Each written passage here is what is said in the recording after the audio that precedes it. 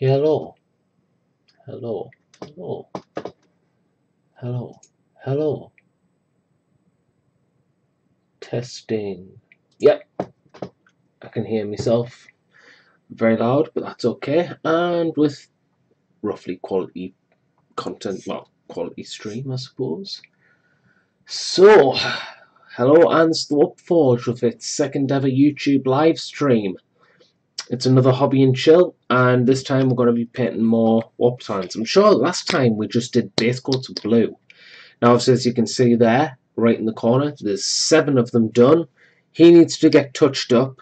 Just a few highlights, and the base needs doing, and some freehand work for lightning bolts.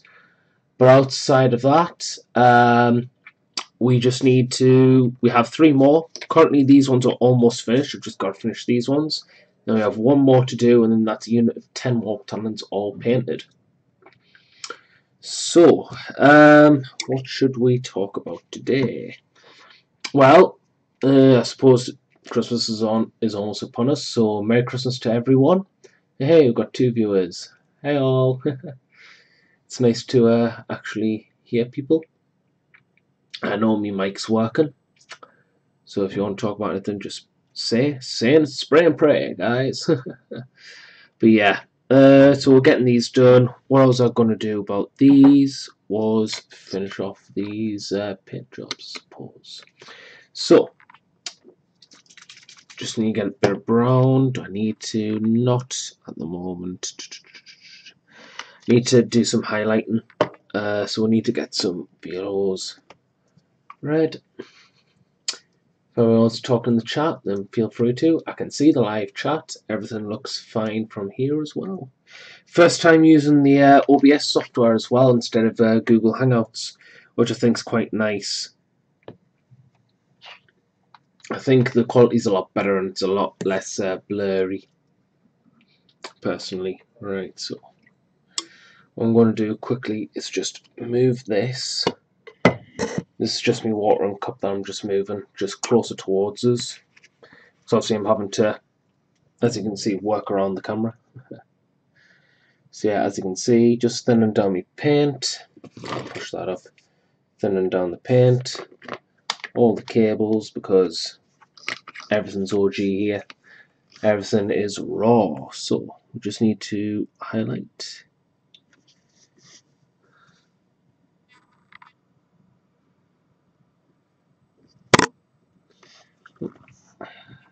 Just highlighting basically. Because what we've done is we've used 2 base coats of corn red. Then we've used a brown wash over it just to age it up, just to make it look a bit more older, because these are veterans of the Long War, why wouldn't they? And hey, 3 watching, hello.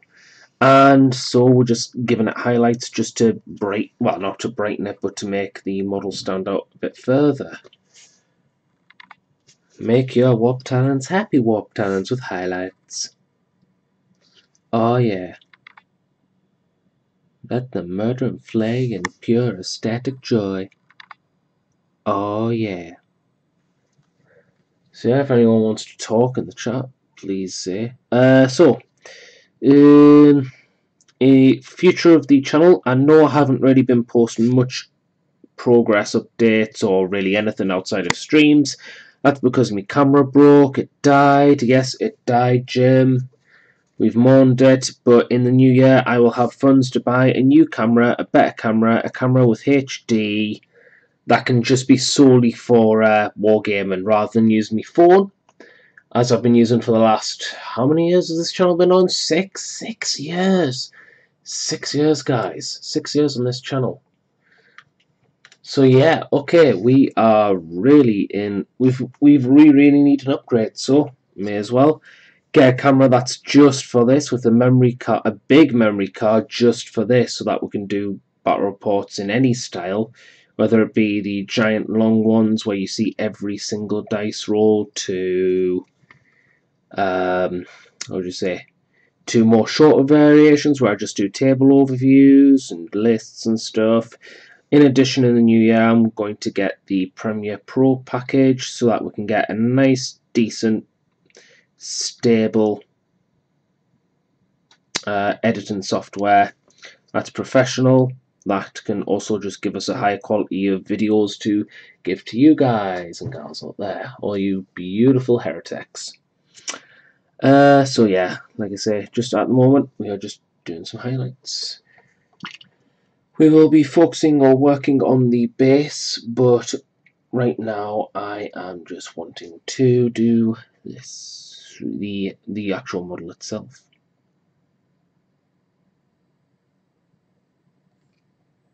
Highlight, ballsy highlights. And then we have to highlight the eyes. It doesn't have to be big, it just has to be a little touch. A little touch can go a long way, and it's one on the skull. That's not what I want, but oh well, these things happen. So yeah, once we get a new camera, we'll be getting new, new content. So what will be the new content? Well, I'm getting along with my Night Lords. My Night Lords are getting painted. I'm quite happy enough with how they're coming along right now. I'm going to have to paint over that. I'm going to have to do the washes again, aren't I? Oh, yes. Nothing to just highlight just the insides of these eyes.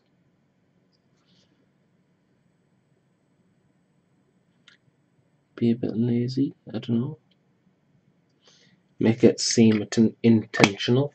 Let's see how this goes. So, yeah. So what games are we expecting? Well, Doctor Who's meant to kick off with more military factions, so I'm wanting to use a lot more Doctor Who content. I want to show off my Daleks more. I know I haven't made a video on my Dalek army because I've already tried that with another mobile phone and it looks terrible. It looks god awful. So what I'm going to do is instead I'm just going to wait for this camera, then record, show off my painted Dalek army so far. I'm waiting for the maximum extermination set so I can build on that, and that will be fantastic and fun. Right, okay.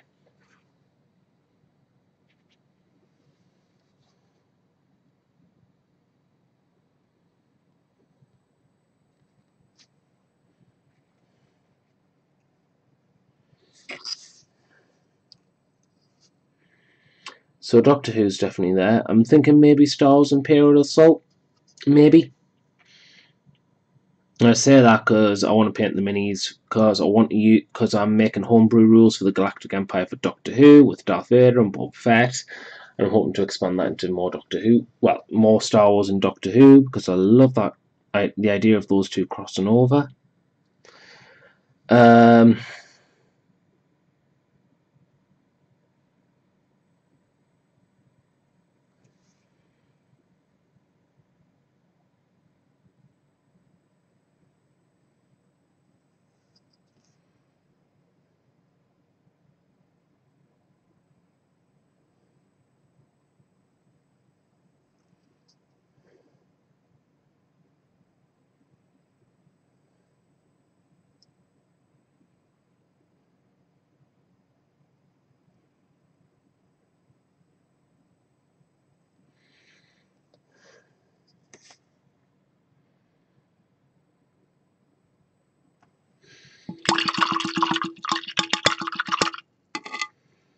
But yeah, maybe more Star Wars.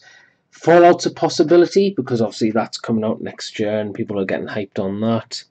40k though, that's what I'm focusing on with painting. So hopefully we should see more 40k battle reports return. I keep saying it every year, it never happens, but I am making serious progress, and hopefully when I get my new list out, it's less models to paint because the bulk of it will be on, well, the bulk of the points will be on 2 to 4 models, which will be fun to see. Leviathans everywhere. Just for you guys. 2 Leviathans. This will be fun. Red.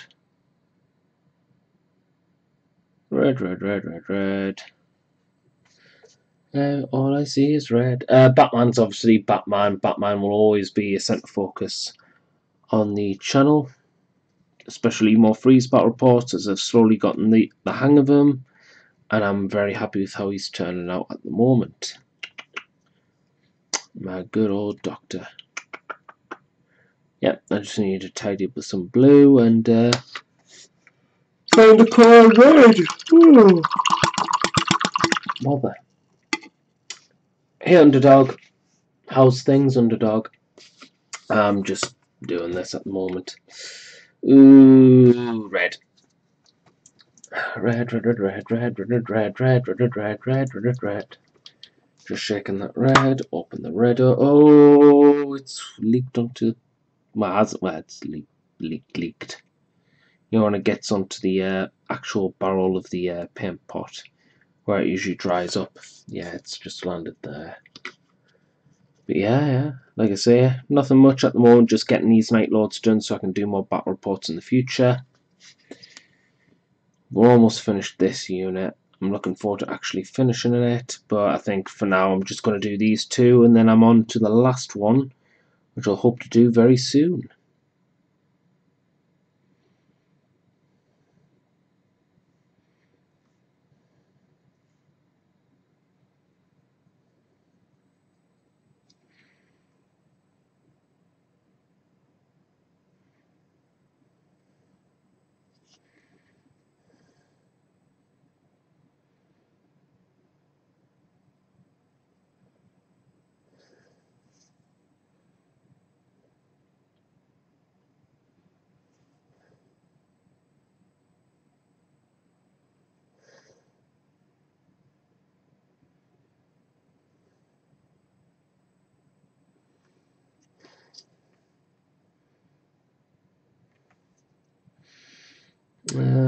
Yeah, so that's all that's the first coat done.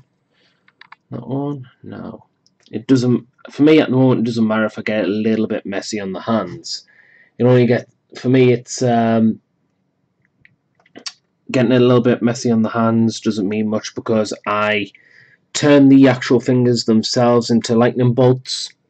I just thought it makes sense for Honor Guard to have them where they've got like some hollow projection or something like that, where instead of on the armor, it's actually on the fingers, so that when they rev up the chain glaives and stuff and them start moving their hands, it looks like a storm. I thought that'd be a nice little idea, just a nice little niche gimmick, just to inspire further fear and terror into the enemies. My hands are lightning, boogaloo, and then oh no!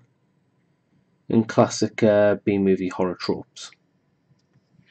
It's also been thinking about what will kill Caraxus and or mortally wound him beyond the state of healing factor. And I've decided I'm going to use Sister of Battle Canoness.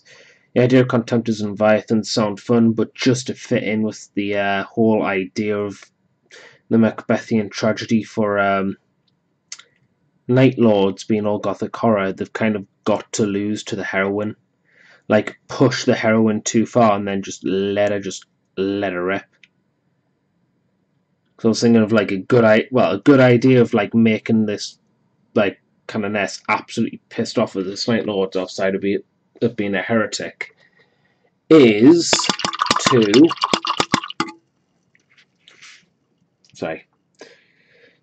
to basically go after the populace's children and then absolutely decimate the populace's children, make the Sisters of Battle order on that planet go absolutely ballistic. I just thought something like that where it fits the Night Lord's theme of just sowing fear and terror with the whole gothic, grim fairy tales theme of having demons, how they are in really old, creepy fairy tales where they always take the kids or they kill things and stuff like that. It fits the Night Lords as being the, how would you say, as being like the visionaries of fear. So, and then just having the Sister of Battle Canoness being hunted by Caraxus, and she's just past the breaking point, so she just gets a power mace and just lobs herself at him. He's not actually prepared for that, so he ends up getting taken off guard, gets slammed in the gut by a power maul, and then just gets absolutely wrecked by this Canoness. And I thought that would be perfect. absolutely perfect to make that changing moment from Caraxes, the Midnight Messiah, to his eventual downfall, which is Caraxes the Cursed, where his head is removed from his body and slapped into a Thalax body just for the dark tech priest's not amusement, just to peg his interest, if it can be done. I think that would be very dark, but just like the villain gets what he deserves, and I like that. But that's just me. I'm looking forward to doing that, because what I want to do next year is I want to start doing like an audio drama segment, or just like an audio drama on me Night Lord's hero and how he interacts with his legion and stuff, and on the key points of battles that develop his character. But in battle reports, I also want to carry that on still. What I want to do in battle reports is I want to do like just showing that the many adventures he gets up to with his merry warband, you could say. I think something like that would be very, very good, personally. It just fits the whole gothic horror aesthetic, or gothic horror themes that the Night Lords have.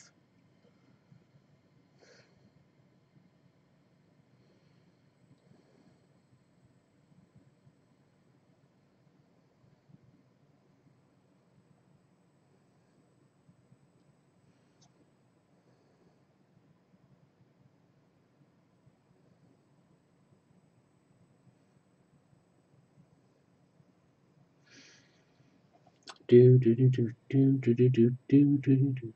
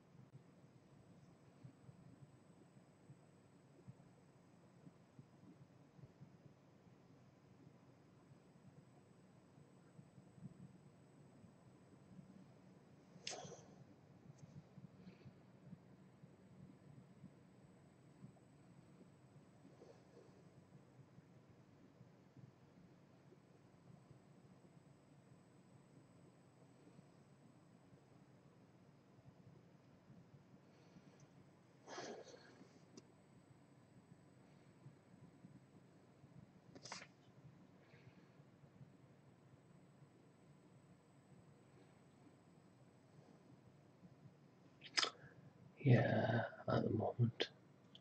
Look at the chat. Only one person's commented at the moment. But yeah, as you can see, I'm just highlighting at the moment, just highlighting all the reds on the sky, basically.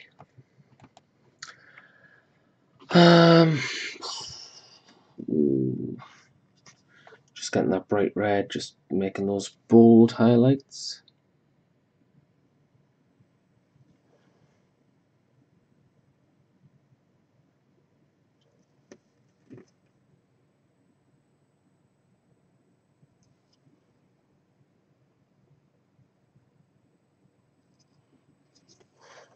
I can just turn that there.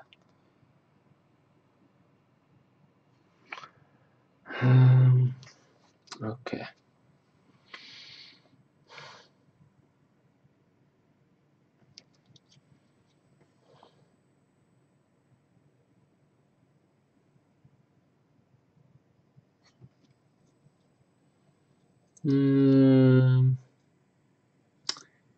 Yeah, I think that's everything.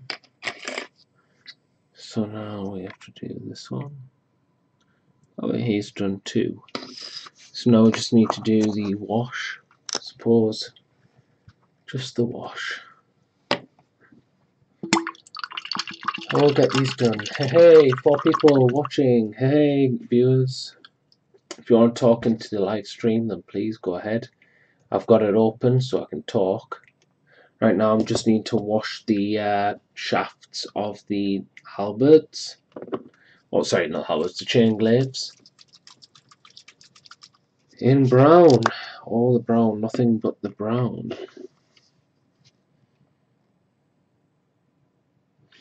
Yeah, my week hasn't really been that eventful or interesting. It's just been work, work, work, and work. Which is okay because I enjoy the work, but still. Doesn't leave much to talk about. Yeah, okay, Tommy Wiseau. Okay, Tommy Wiseau. Okay.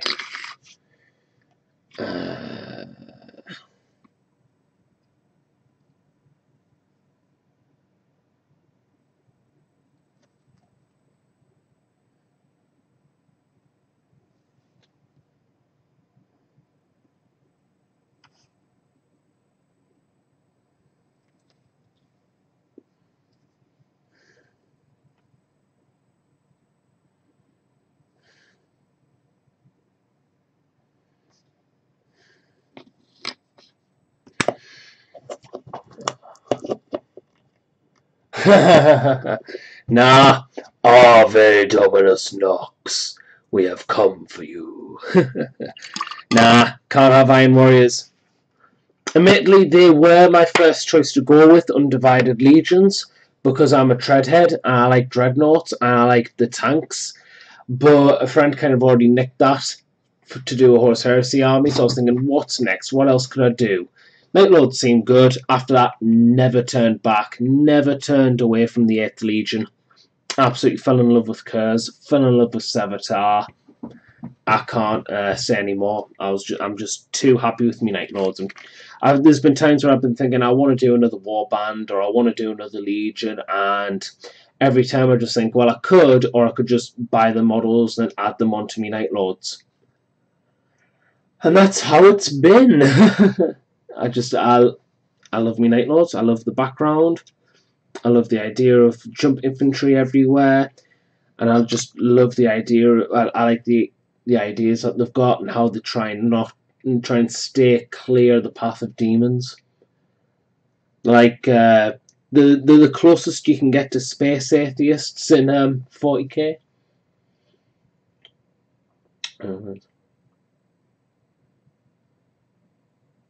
Yeah, it is. I've had a go at painting Iron Warriors colours, and it's just spray silver, wash sepia for that really gritty, oily kind of feel. Then Aussie hazard stripes and bronzes for the trims and stuff. But yeah, I like. Haven't read too much about the characters, but I know a lot about Perty.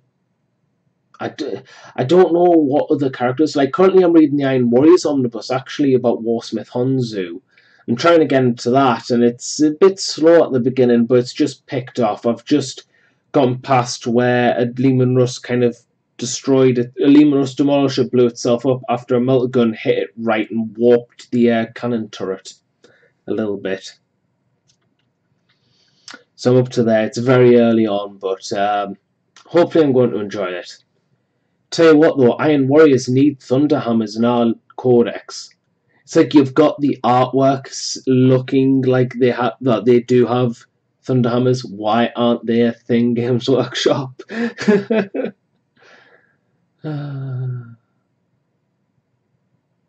yeah.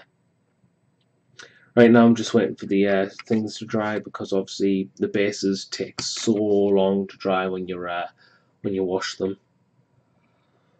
I'm not seeing straight. I've had a very long day because I didn't sleep last night. I just couldn't. I was just tossing and turning all over the place.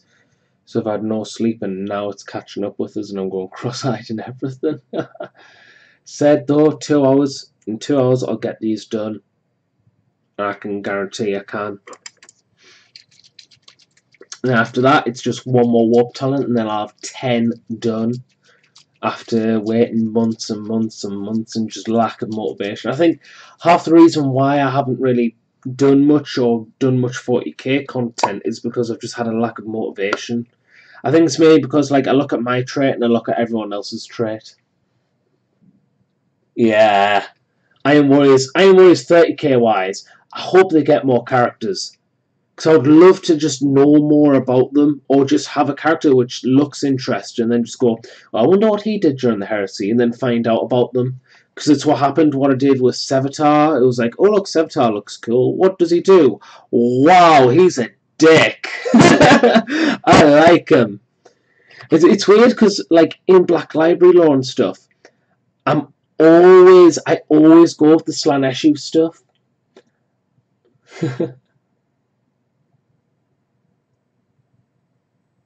Yes, yes.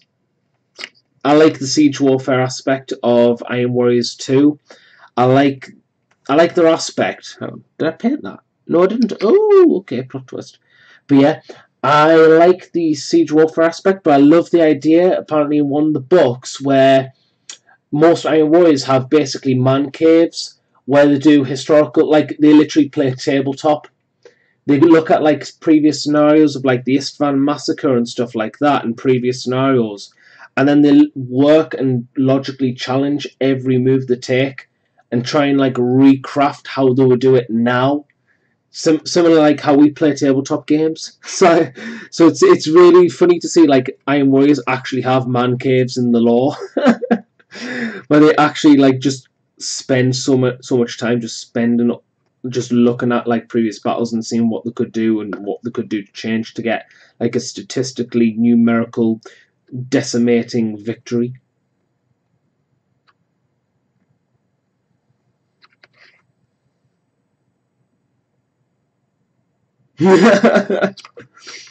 Yes. Ah, dear. Just wash it. Honestly, this is what takes the longest. Oh, have I spoiled the wash? No, it's just a bit of excess pooling. Hasn't made a fingerprint mark on the shaft of the chain glaive, so nothing happened. Okay, nothing happened. But yeah, I just grab the black and I just spray it around. Then I dry. You know what? I've done this wrong. Balls. Oh well. I was meant to put on Eshin Grey, like water down some Eshin Grey, then base coat it on.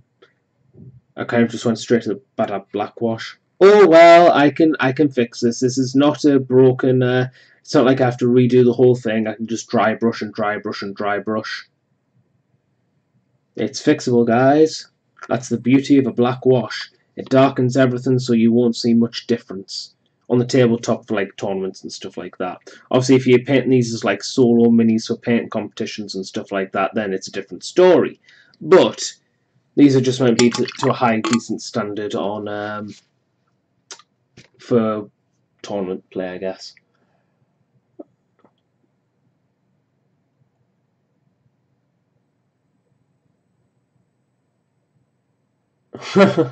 Yeah, I like Necrons.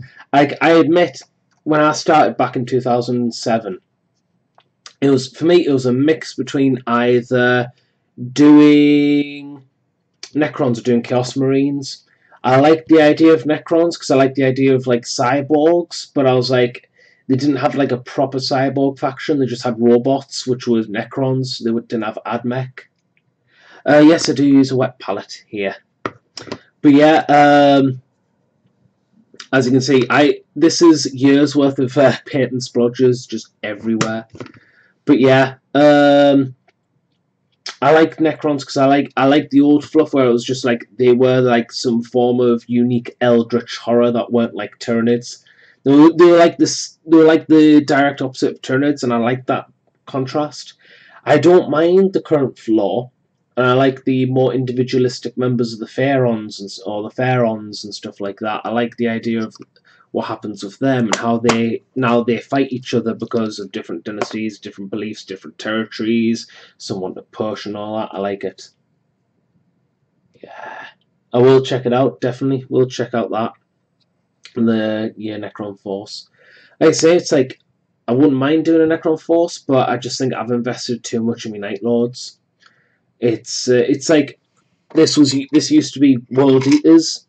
It's only the only remaining World Eater things I've got left outside of Zoofor, and I've just stripped it because I thought, you know what, I could repaint it Night Lords, and then I'd have two Vindicators just for the fun. Yeah, I don't mind the personality. I don't mind the fact that they give the Lords something to chew on, so that you can actually flesh out characters and stuff. I think my only slight gripe was destroying the Satan. I think the Satan, there should have been a little bit more interesting dynamic. Just going, oh right, we obliterated our gods, just seems a bit, I don't know. Like, I'd never viewed the Satan as actual gods, but just as a very, very, very advanced Xenos species, like the old ones.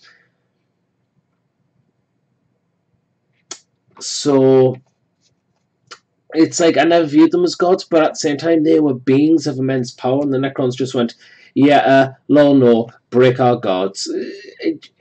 There's just something that doesn't sit right with us. Like, not like I'm not against people using Satan shards against us and all that. It's like, and if people like that, then fair enough, more power to you. It's just personally for me, I was just,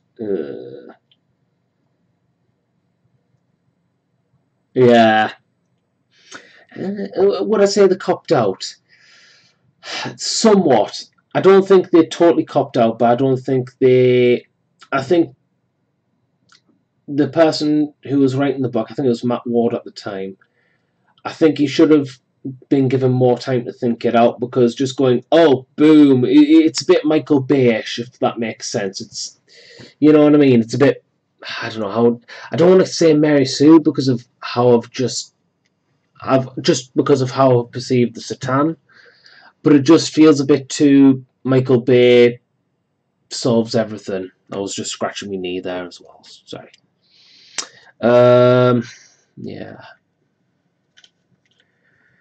I may as well go for a little bit more of corn red just to build up the shaft whilst the bases are drying.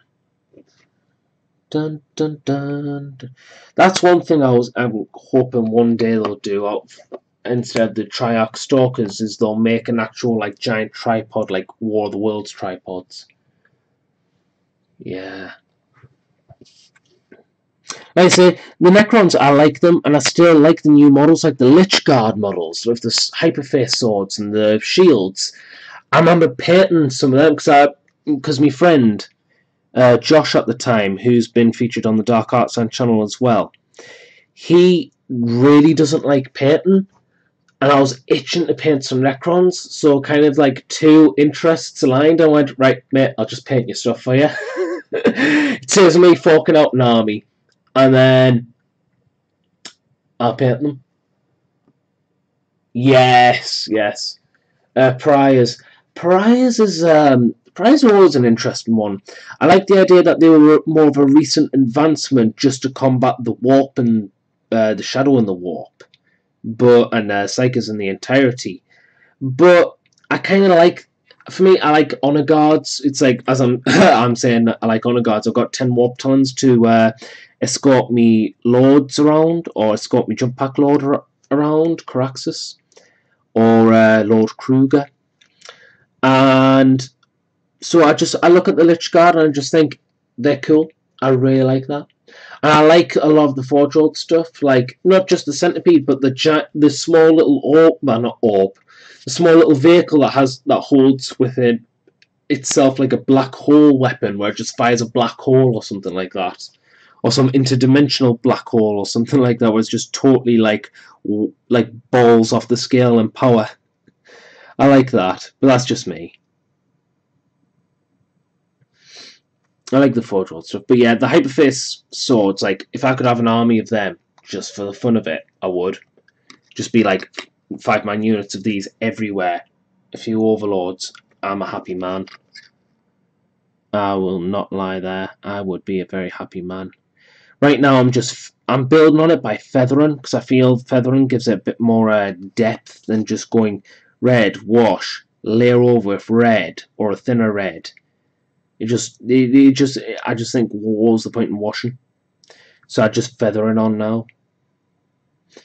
You can still see the wash, and you can still see more stuff. But yeah, Pariahs. I think with the recent fluff advancements, I think Pariahs have a chance to come back, especially if they're bringing Primarchs and stuff like that. How are you going to combat the mass amount of Psychers? Easy, the Necrons build a new unit called the Pariah, and I can see them introducing them as like a new unit. Like, maybe not when the new Codex comes, but I'm only saying that because nobody's got any real models outside Primaris, and Death Guard are now a faction on their own. So I think like once they do either campaign books or they do the second round of Necron Codexes, they can bring them. I've got Electric Guard to guard my Overlord on the painting them. How many points of Lords? Oh, points of Lords. I wouldn't be able to tell you, but the two jump lords I use is one which is equipped with the Claws of the Black Hunt, which is Lord Kruger over here. Whilst these are drying, I may as well. Lord Kruger over here. And he's basically, his background is he's like the janitor. He's not there for leading, but he's just such a good fighter, and all he cares about is literally sowing fear and terror. That's his shtick kind of thing. But my main leader, the leader of the warband, is Caraxus here, the Midnight Messiah, and the Sevatar head is deliberate. The head's deliberate because when I was reading the Night Lords Omnibus, I liked the idea that the main character in that book viewed Conrad Kurz, the Primarch, with rose-tinted lenses, if that makes sense. Yeah, they probably will bring the Silent King back. Definitely. I can see that happening. I mean, they bring the Primarchs back. Definitely. But yeah, with Caraxus, he views Sevatar in the same rose-tinted glasses. He sees him as the guy who held the Legion together, and he wants to, whilst in the background, Sevatar's went missing currently in the background. He's meant to be dead, but they haven't wrote that bit in yet. But to remind people of the Legion ideals, he's literally got loads of Vox recordings from all sorts, from all places of the galaxy. Managed to patch them all together to create a replica, or a holographic replica of Sevatar's face, and he basically just got his his apothecaries to work to surgically remove his face and just remold it and reshape it to Sevatar's, to remind his warband what they stand for. I just think that sort of like crazy fetishistic, the idolization of characters, that idea of just that, it's just so past the point of insanity, yet it just fits right. It fits right for the Night Lords. It's showing how crazy and how bad things have gotten in the 41st millennium, where it's like Caraxus might not have even considered that in the 31st millennium or the Great Crusade, but in the 41st millennium, when everything's gone to hell, his sanity's past breaking point, everyone's down, everyone's past the point of sanity at this point, you know? That is cold coffee. Dang. Oh well. But yeah. And Kruger, he's just, well, I call him Lord Kruger. His background is, well, it's literally Freddy Krueger. I couldn't get away with it, call him anything less. He's got two Freddy Krueger lightning claws, Lord Krueger. The title is The Nightmare. All he wants to do is spread fear, which is exactly what Freddy Krueger does. I just thought it makes perfect sense. But yeah, those are my two lords at the moment. I like them. I do have more. I have one which I've converted and I can't find at the moment, but I call him Feranax, and he's called the Punisher, and he's basically sort of like a pseudo chaplain for the Legion, where he enforces the Legion ideals, where he enforces the Sinner's Gauntlets and stuff like that, and I use him as me Juggerlord of Khorne, where instead of riding a Juggernaut of Khorne, he rides a giant wolf, like one of the Space Wolf dire wolves, the giant big thunder wolves, I think they're called. But he's managed to steal one, but as they go through warp jumps and stuff like that, it's mutated bat wings, well, two sets of bat wings on it, so it looks a lot more Night Lordy. So it's a Xenos beast he's riding into battle, chain glaive and plasma pistol in hand. The other one, which I do have, I haven't painted him yet,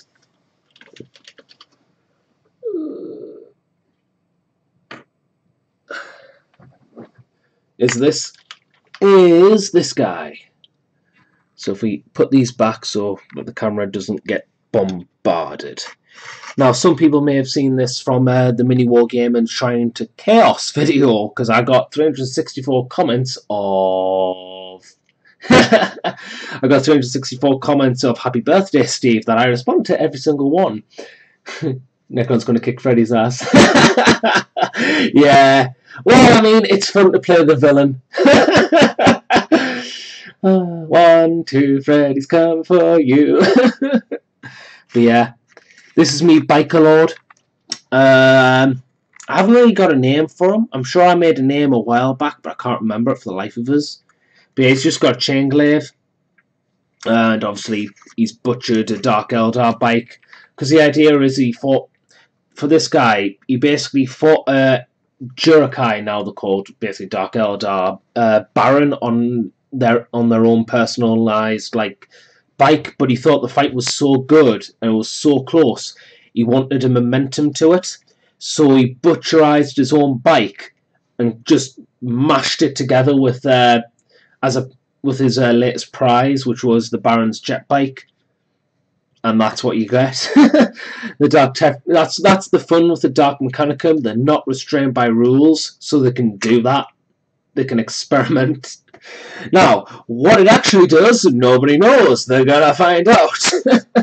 But yeah, I really like this conversion because it is massive. Like, it's on like a Juggernaut base, where it's the big bases. I'm trying to think, what can I put for size comparison? Well, here's Freddy. Freddy for size comparison. Yeah, like I say, one of my favourite things is conversions. And I wanted something that looked gothic horror. And admittedly, the Biker Lord looks a bit not like Victorian gothic horror, but this definitely has like a feel of like Underworld's neo-gothic horror feel. But yeah, like I say, he just literally leads bikes to war. He's like a scout well, he's not a scout leader, but he leads scout patrols and stuff, and just goes, right, gonna take out that, and we'll go for the Achilles heel, because that's what bikes do. Obviously, Chaos Marines or Night Lords don't get access to scouts, so how else are you meant to get really fast into battle when the bulk of your force is jump infantry?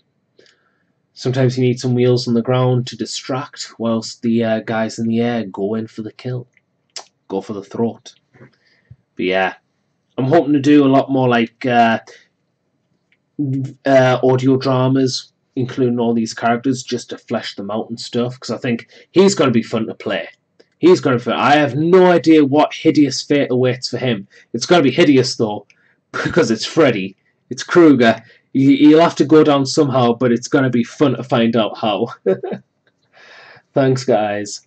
Yeah, I love me Night Lords, and I love me Night Lord conversions. This is why I can't play another warband. Like, I've read Aaron Densky Bowden's Black Legion, and I really want to do Abaddon and the Black Legion. And I also want to do the Red Corsairs, but I just think I'd start them, but then I just think it'll be a waste, because I've got so many Night Lords. The units that I buy, I may as well paint Night Lords just to grow the force. So this is what happens. I love me Night Lords and I love me Legion. I just need something meaty. Yeah, like I say, I'm getting the new year. For Christmas, I'm getting one Leviathan. In the new year, I think I'm going to try and get a ride to Warhammer World with Phil and Harry from the Dark Artisan. And when I'm there, I'm going to go to Forge World and order myself another Leviathan. So I've got 2 Leviathans, which is less models to paint. They're expensive in points, and they're decent heavy hitters, and they can take a hit, because toughness 8 is hard to wound unless you're a Blood Angel. I looked up Blood Angels and I really like them. I like the idea of, well, I'm talking about gothic horror here. I love Vampire Marines. I love the concept that they're just Vampire Marines. And I mean, I like Space Wolves because of all the whole Northern Nordic themes that they've got. But the Vampire Marines just feels... I feel like, not that I can relate, but like... Because, you know, nobody can relate to a creature of the night that sucks people's blood to live. But I feel like there's going to be a few jokes there somewhere. But yeah, I don't know. I think I'm more of a vampire guy. I like me vampires more than I like me werewolves. If that makes sense.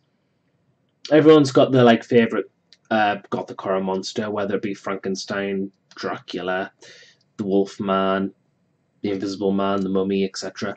Mine's always been Dracula, I guess. But again, I suppose I talk about Dracula and stuff, and then I've got Night Lords of Batwing helmets. Can I complain? No, I can't really. But yeah, I love. I can't wait to paint this guy. Really can't.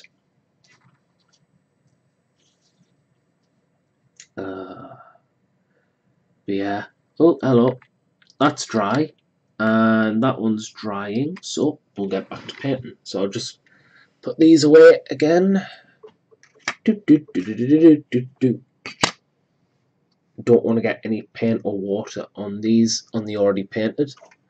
Speaking of vampires, this is me Wartime Blood Dragon and also Vampire Lord that I'm going to be using, because in the new year I want to do more Age of Sigmar because I miss my vampire counts. I want me vampires back.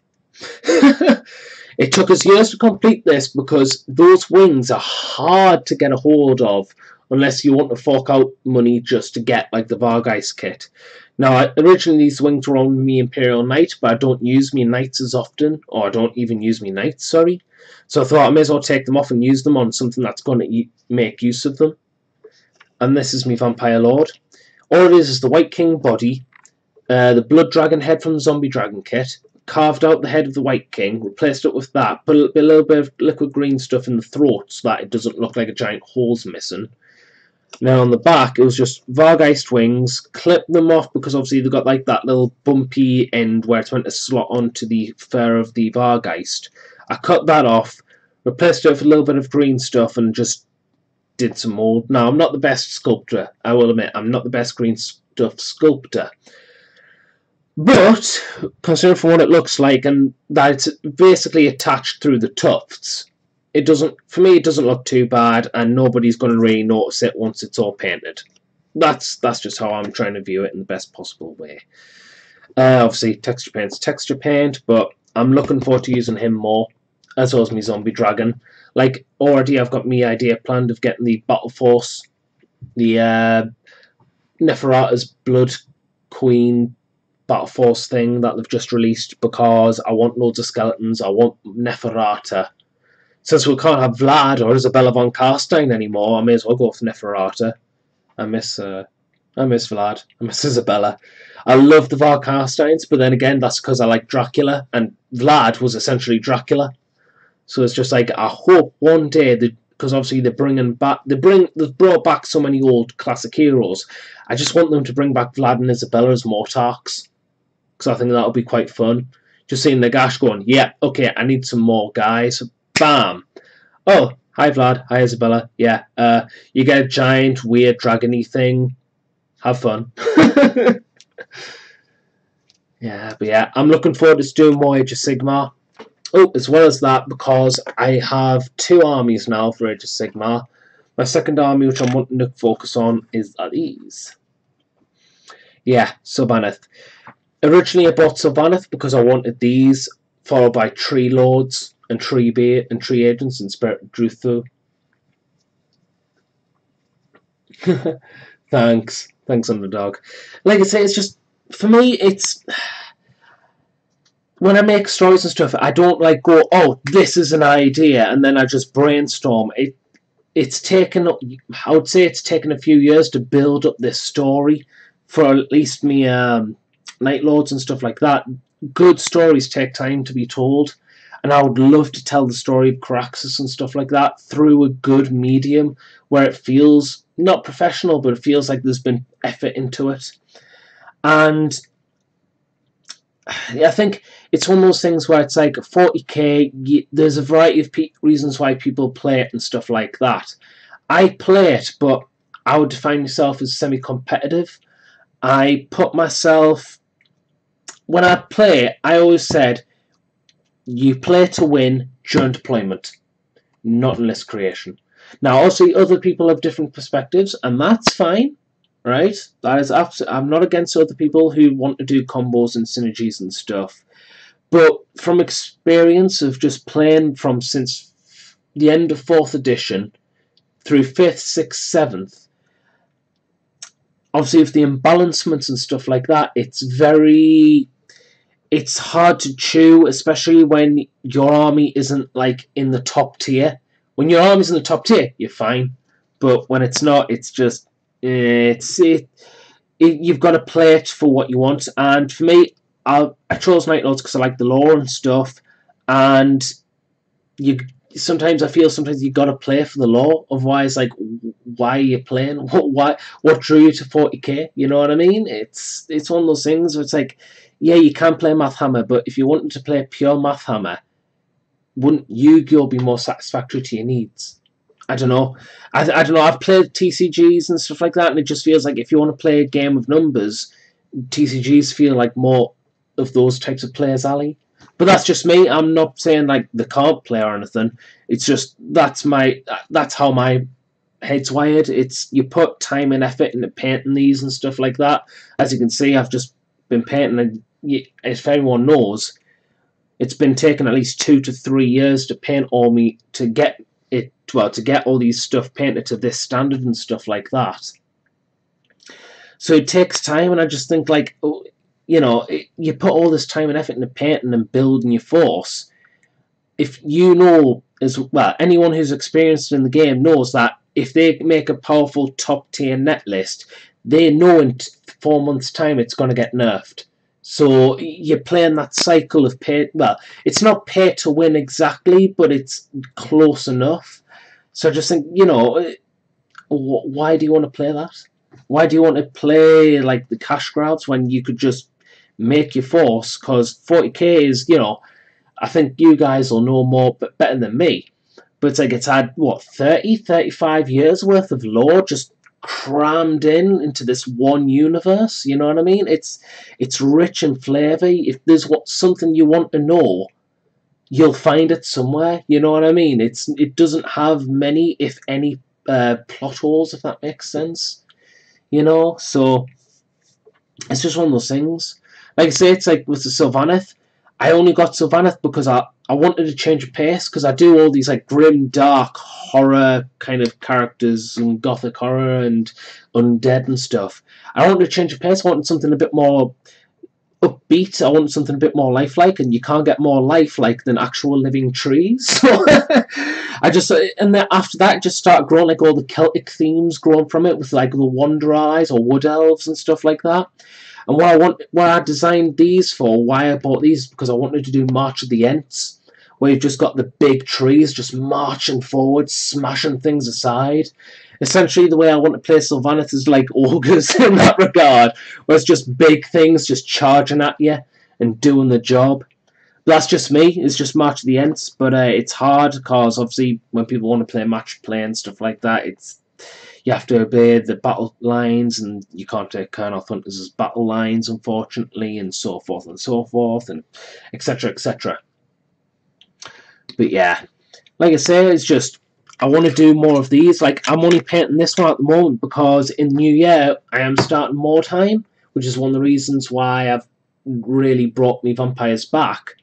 But I wanted to do 2 warbands. I wanted to do Blood Dragon Knights, because when I think of vampires, I want vampires in armour. I kind of get sick of seeing the whole shirtless vampire with a giant wing with a Nosferatu face going sparkle, sparkle, glimmer, glimmer. So I just wanted something that was just like, yeah, it looks medieval, it looks baroque, and it looks like it wants to punch you in the face.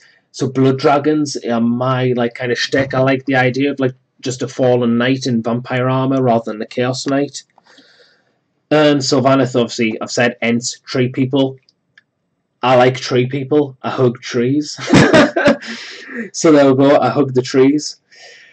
So yeah, again, Wood Elves. It's just I like the Celtic themes, and I'm watching on YouTube loads of Celtic mythology at the moment. I have no idea why. It's like, when you get bored and you just start watching random stuff on YouTube. Well, as a scriptwriter, I like research. Obviously, ideas come from somewhere. Most ideas these days come, or since time began have came from myths and legends. So how do you make your own take on these myths and legends when you don't know about them? So I kind of went on all the Celtic myths and legends and stuff like that, and it's actually quite good. I'm really enjoying it, and I'm just putting on like Celtic music, like generic, like, you know, trademark free Celtic music and stuff like that. And I'm really enjoying what I see. I'm really enjoying what I'm listening to and stuff like that. And obviously, you know, so when you're feeling upbeat, I do Sylvaneth, and when I'm feeling in the mood for creatures of the night, I do me Undead. And I think that's a nice change of pace. Keeps you on 2 projects. Admittedly, 2 projects is slower to get done than 1, but it means that you won't get demotivated as easy, I suppose. So when you're doing something, you're always doing something to complete one or either goal. But yeah. Flesh Terrors are good. Flesh Terrors are fun. I like Gabriel Seth. Seth is amazing. Seth is fun. Like, it's just a massive chain Everscrater, or the chain weapon he wields. I don't know. It's one that I think there's 2 main things that draw me into 40k. It's chain weapons and dreadnoughts. Chain glaives, chain swords. It's a chainsaw and a sword. It's a glaive and a chainsaw. It's, you know, and his Everscrater or whatever he wields is just a massive chain.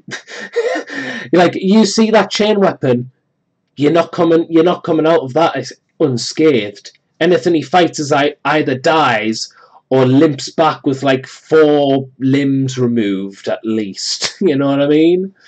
I love the model of Gabriel Seth, and the Flesh Terrors are quite fun, I do admit. So I'm going to do some dry brushing now. Hey, oh, the fun with dry brush. Grey.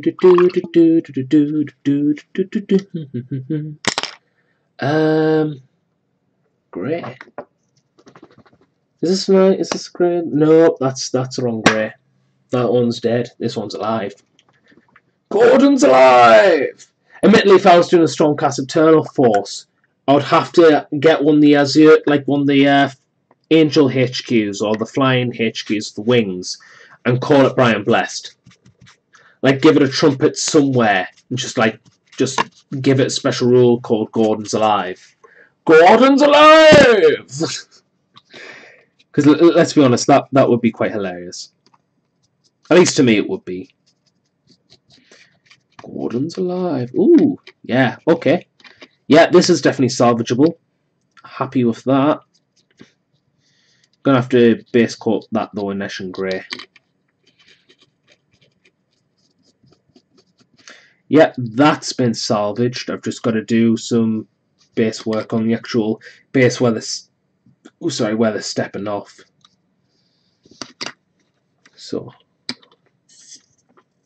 there we go.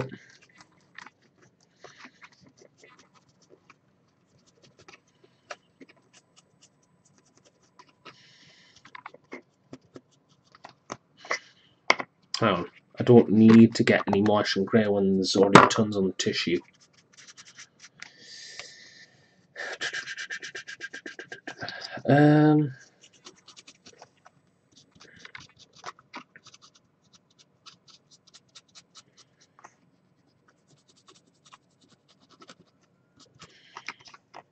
Yeah. But yeah, like I said.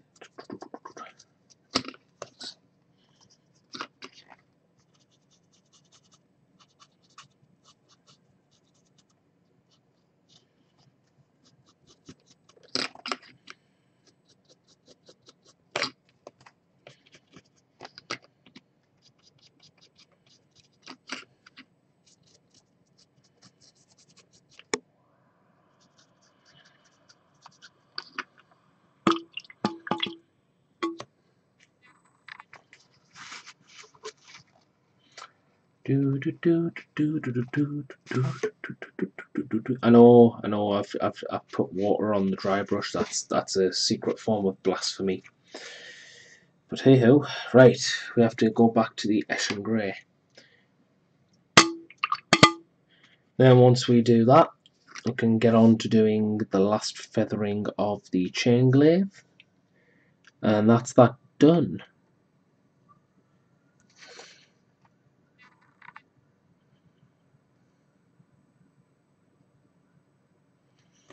Dum, dum, dum, dum, dum, dum, dum.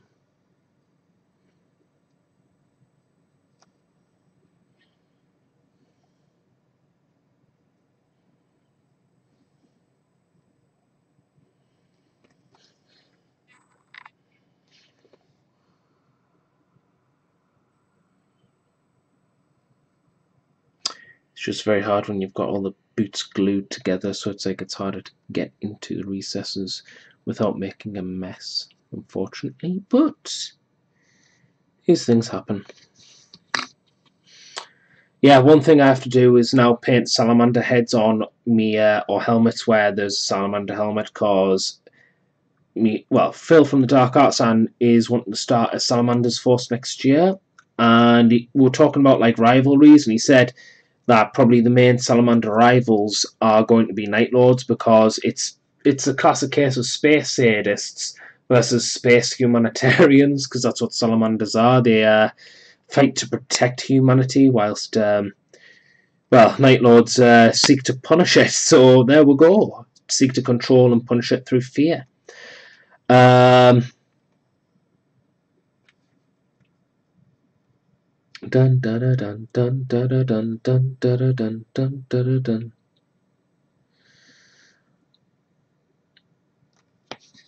There we go. So that's the Ashen Grey done, and I have not wasted any excess because now it's all used up.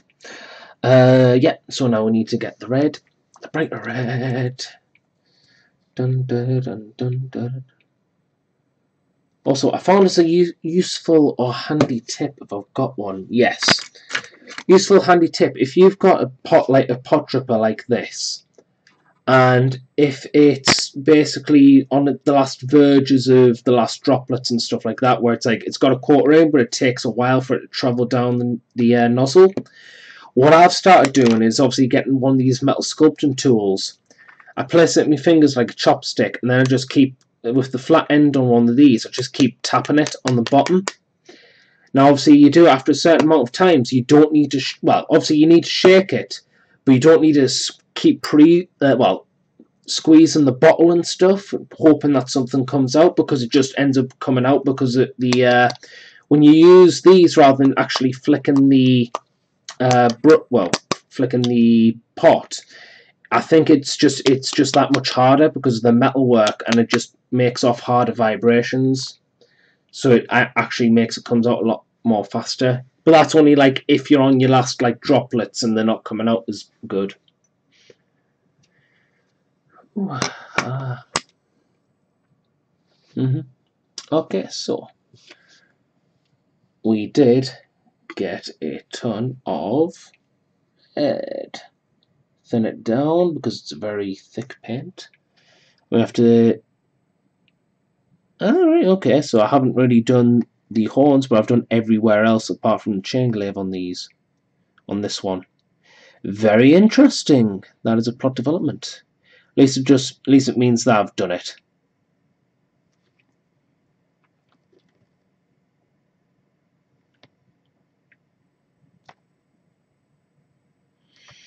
Dun dun dun dun dun dun dun dun dun dun dun.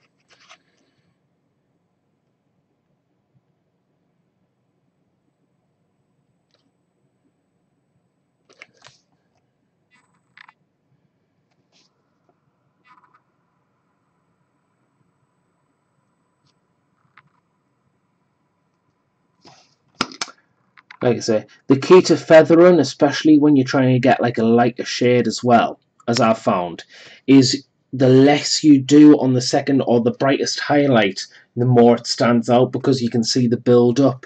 If you try and cover your first feathering layer after you've applied the washes, it looks very flat. So I try and not do it as much, and then you can just see it like pop out. That's just me. But yeah, okay. So we've done the feathering, we've done the dry brushing, we're just waiting for the paint to dry so we can just add more. Yeah, okay, so that's going to be an interesting one as well. I have to open up a new window and look for salamanders.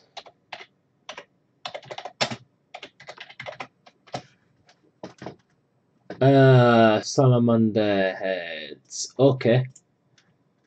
Warhammer. I have no idea what that is. Warhammer salamander heads. Images. I just want paint schemes. Okay, so we have green. I just want to see how people have painted theirs. Let's say some people have painted them black. Some people have painted them green. Wow, that's a lot of light shading. I just want to see Games Workshop's really. Okay, right, so it's a neutral green with a very scorpion green highlight. Okay, I think we can do that. It's very much flat. Yellow eyes. Ooh, yellow eyes. If there's one thing I don't like, it's yellow. But yeah, okay. What's my opinion on someone starting YouTube? More the merrier, really. I would say the biggest advice I took when I first started YouTube was from Beasts of War when Mini Wargame and Matt entered for the first time and they met up in Ireland. And Mini Wargame and Matt basically said that if you go on YouTube for wargaming as a wargaming channel, don't expect to be instantly YouTube famous like other more mainstream hobbies like PewDiePie or Markiplier or KSI for like video games and stuff like that, because we are a huge audience globally, but we are not that big compared to say video games, because it's easier to access for someone to go on a video game, play it for a few hours, get enthusiastic, watch other people play video games, get more enthusiastic, come back straight away, play a video game. It's a different audience you're targeting. If you start on YouTube, whichever game you want to go for, have fun, do what you do. If you want to get subscribers, network. Especially if you play a game that isn't Warhammer 40,000 or any Games Workshop games, if you start, say you want to start with Wrath of Kings, for example. I don't play Wrath of Kings, but the miniatures look awesome. You want to do a load of Wrath of Kings battle reports. You want to do a lot of heavy Wrath of Kings things. Go for it. Make sure you put out a lot of content. What I see a lot of people do is they'll post 1 or 2 videos, they'll wait 3 months, post another video, stop and just slowly fade off into the distance. If you want, especially with niche games, if you want to have a growing community, I won't say successful, because I think, as I've just said, like success differentiates depending on how you define success, especially in the 40k, well, especially in the wargaming hobby. Sorry, yeah. If you want to promote Wrath of Kings on YouTube, network on Facebook, network on Twitch, maybe private message the guys who run Wrath of Kings. If you've got any Facebook groups that are official for Wrath of Kings, go for it. Ask around, do stuff, do product reviews, do unboxings.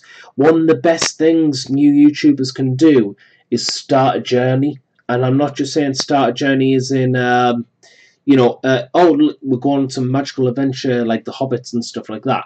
I would say your best thing is just to get like a new, like, if you haven't bought a box of Wrath of Kings but you're very interested in like saying starting that, get a box, do an unboxing review, have a look at the instructions, do dry fits. Once you've done dry fits, do a build and review, just show people how to build the stuff. Then if you're painting, just show, if you don't feel confident in painting but you want to show off painting schemes, paint your models, then do a showcase of saying these are the models I've painted from this starter box, say. If you are an experienced painter and you do want to, and you feel confident enough, do painting tutorials of saying, well, this is how I got the colours for my wolves or giant wolves from Wrath of Kings, or my giant octomen from Wrath of Kings, and show people. Be on board to take on criticism, because this is the internet and people will critique. But some people will find it genuinely useful. I found I think it's the apathetic, or the I can't pronounce it right now. The apathic fish. His Night Lords painting videos, that's how I've done mine. Mine differentiates a little bit, especially when it comes to the lightning bolts and stuff. And the golds that I use, I do a different alternate technique where I just put on a bronze, for yellows. This is a lifesaver. This or Reaper, not Reaper. For yellow game colours, Necro Gold. Same paint, basically. Absolute lifesaver for like a deep dark gold, because the richer golds are very thin, that's thick. So you can thin it down a little bit and it'll just give you a nice good wash. Then what I do is just paint over with brown. I did used to do sepia, but my sepia mix ended up making the golds and stuff look like chocolate cake mix. I have no idea why it started doing that. I'm assuming something in the paint pot's gone horribly wrong. But I've started just using Graxer shade, and it's producing an even better product, I feel. But yeah, like I say, show off your models. Then once it's all painted and done, do battle reports.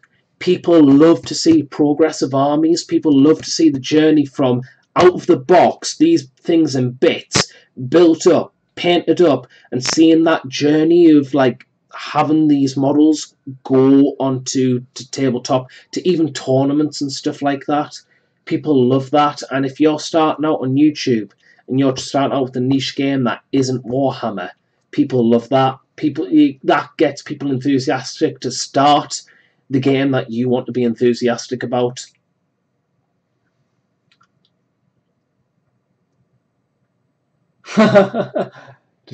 Yeah. Oh, yeah, right. Yes, definitely. Tried your one gang crew with LexCore Heavy and the HSP. HSP. HSP. You might want to define what HSP, because my mind's gone blank. HSP. Heavy Trooper and HSP. What's HSP? You're going to have to type that in for us. Sorry. My mind's... High Security Prisoner? Is that it? High Security Prisoner. It was very effective. Destroyed Joker Group. Yes. The Tin Man. Yeah, High Security Prisoner. Yeah. Sorry. Thank you very much for the clarification. Yeah. I didn't like. I only picked the LexCore Heavy Trooper because I wanted a proper Tin Man for the Wonderland Gang, so fairy tales and stuff like that, and just light-hearted kids' tales and stuff like that, like Wizard of Oz. Yeah, I didn't realize I got good rolls in one game against the League of Shadows. I managed to put 6 blood on Ra's al Ghul. Now, for those who don't know, in Batman you got 2 types of damage. You've got stun damage and blood damage. Stun damage combined with blood damage, or just stun damage on itself, knocks out a guy but doesn't outright kill them. You get a few victory points, like as in 40k does victory points, where you get a certain number of points and whoever's got the highest wins at the end of the game. Same thing. You knock a guy out, you get a few victory points. You kill a guy, you get more victory points, and if you reach their basic wounds total, it's called endurance in Batman, with just solid blood damage, you kill the guy. And Ra's al Ghul has 8 wounds, basically, and I put 6 wounds, 6 blood damage, 6 wounds on him from good rolling. And I was amazed, absolutely amazed. Like, Ra's al Ghul, like, for those who don't know, is the guy who basically trained up Batman with the best fighting techniques, basically. Yeah, but Ra's is also part of a Neo-Earth terrorist organization which believes in destroying mankind because it does too much damage to the planet.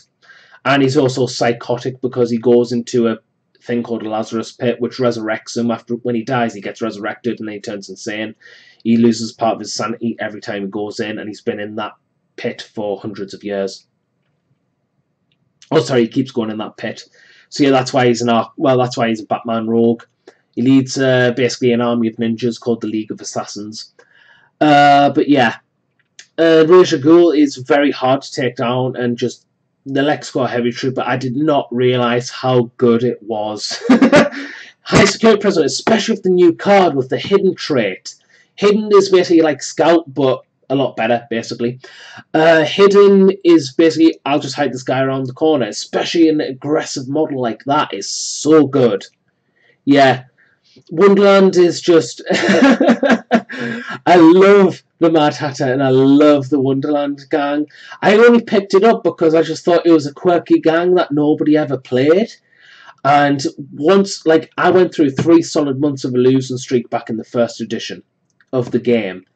But for a tournament, I got 2 solid wins because I used Killer Croc for some... Well, I used Killer Croc as like as a stand-in for like a Jabberwocky themed figure. And in the tournament, I came third, sorry. And I would have gotten higher if it wasn't for those meddling kids in the first game. But yeah, Wonderland is surprisingly powerful. They do catch a lot of people off because nobody really plays them. It's an interesting dynamic currently in Batman because people don't play for power. People play what they genuinely want to play. Like, I play Mr. Freeze gang because he's my boy. He's always been my boy, my favourite character in the whole superhero genre.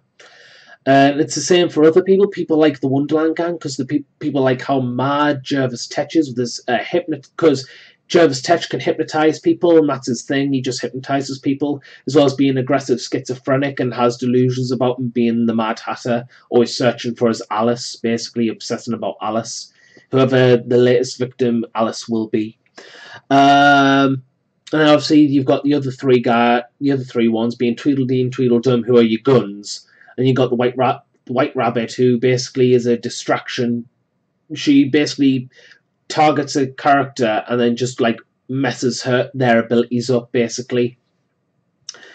The Wonderland gang is definitely surprisingly powerful, as I've realised. Like, once you crack what the Wonderland gang does, I've had my stepbrother with his Two-Face gang get really frustrated with me Wonderland gang because he couldn't find a way to dent it. He was telling us to go back to Mr. Freeze. I was like, yeah, okay, fair enough, I'll go back to Mr. Freeze. But yeah, the heavy LexCorp Trooper and the HSP must be a nice combo. But yeah, the heavy support was great.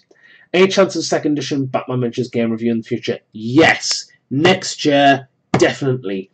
The main reason why I haven't been putting much content is because my camera died. And rather than just... At the moment, I'm still trying to get a new camera.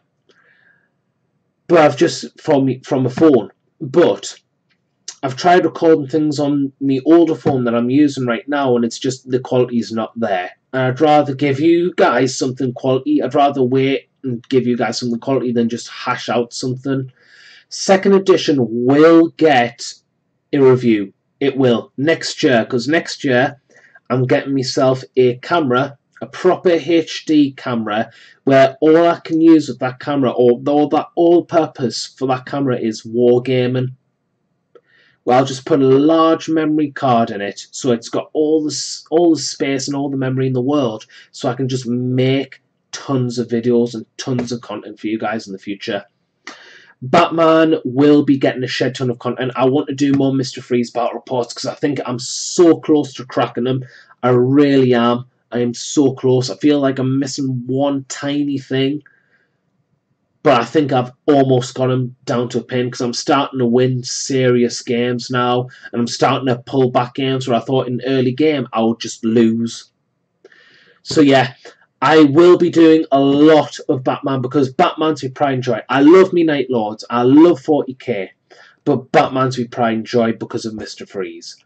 I will do a ton, and I will do second edition because I want to do so many topic videos, especially how magic is allegedly OP and stuff like that, and I want to talk about it. You know what I mean? Like, I can't give at the moment. I can't give a comment on magic because I'd rather play against it rather than just have what Jim told us on Arkham City Limits. You know what I mean? So I'd rather. For me, it's always been a case of I'd rather experience things. I think that's what as I play Batman as a competitive player, but I would play it as a competitive player because to me it's the game that's closest to my vision of balance. Because in Batman, I do feel you can pick anything. Your opponent can pick anything. And as I was saying before about how 40k, where I believe the game starts during deployment, Batman really does play to that. It doesn't matter. It doesn't necessarily care what you put in your gang. It cares about what you do with that gang on the board. You can get some nice combos here and there and stuff like that, but because there's that many traits, if you focus on one particular aspect, you're always going to not fail, but you're always going to have hard counters against that. And I feel it's because you've got so many traits now. The game is balanced because you will have a chink in your armor, but so will your opponent. So it becomes a game of dedicating yourself to objectives and dedicating yourself to finding that chink in your opponent's force. Once you find that chink, bang, you're on top ground, you're happy. And Batman to me has always been that game where it is so close to balance that I don't fear or I don't hold back against my opponents. I don't say, oh, do you want a casual game or competitive game? Because to me, in Batman, those terms don't exist.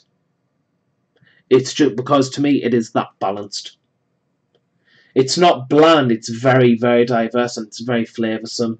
And that's something I have to give Knights Models credit for, because it's not just the fact that they've made a really, really balanced game, or what I favour as balance, but because they've done it on a superhero scale where it's really, really hard to judge, like, who would win in a fight, say, Deathstroke or Solomon Grundy, you know what I mean? It's fights that you haven't seen before, and it's a bit like Death Battle, where it's like you have to judge them by certain and stuff and all that. They've somehow managed to crack the code, or crack whatever they've done, but to get such a balanced game where you could take Penguin with a few goons and someone could take the Teen Titans and it's still a close, even game. And I love how they've done teams, because teams, you would think like a load of special characters would just Mary Sue all over the place, and I am glad to say that they don't. And I feel that's really reflective of the comics, because when the Teen Titans go in against, say, one of the Arkham Rogues or, say, the Flash Rogues and stuff, it's not a walk in the park. It's not something where they just go, where they just like skip in a field of wheat. And they don't just easily win and save the day and get the princess and all that. It's hard. They know that if one of their team goes down, they're going to get hurt. They know that when they go out in the field, they might not come back, and that's what the game represents. These are thugs who will just come to kill you, and I love that. It's not like soft play like maybe Adam West, where it's like, oh, drat, you got me again. No, these are prisoners. These are thugs that will kill you. You have madmen like Professor Pig who will do things which have a fate much worse than death.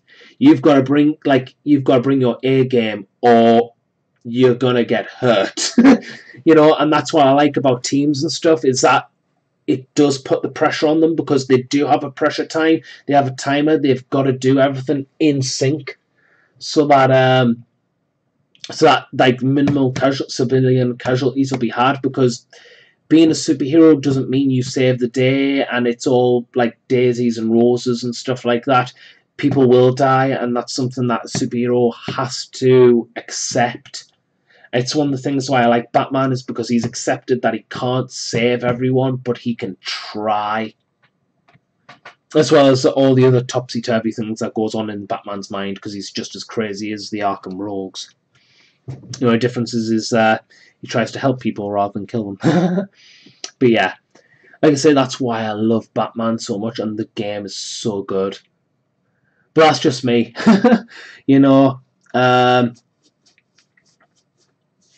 That's just how I see Batman. But yeah, second edition. What I will say now is I do enjoy it. I enjoy it a lot more, and I think it surprised us in some regards, because like some things were just changed to a straight up stat in inches. Because before, when you spent certain counters and stuff, you had to roll a dice to see how many more movement you would move on top of like your fixed stat.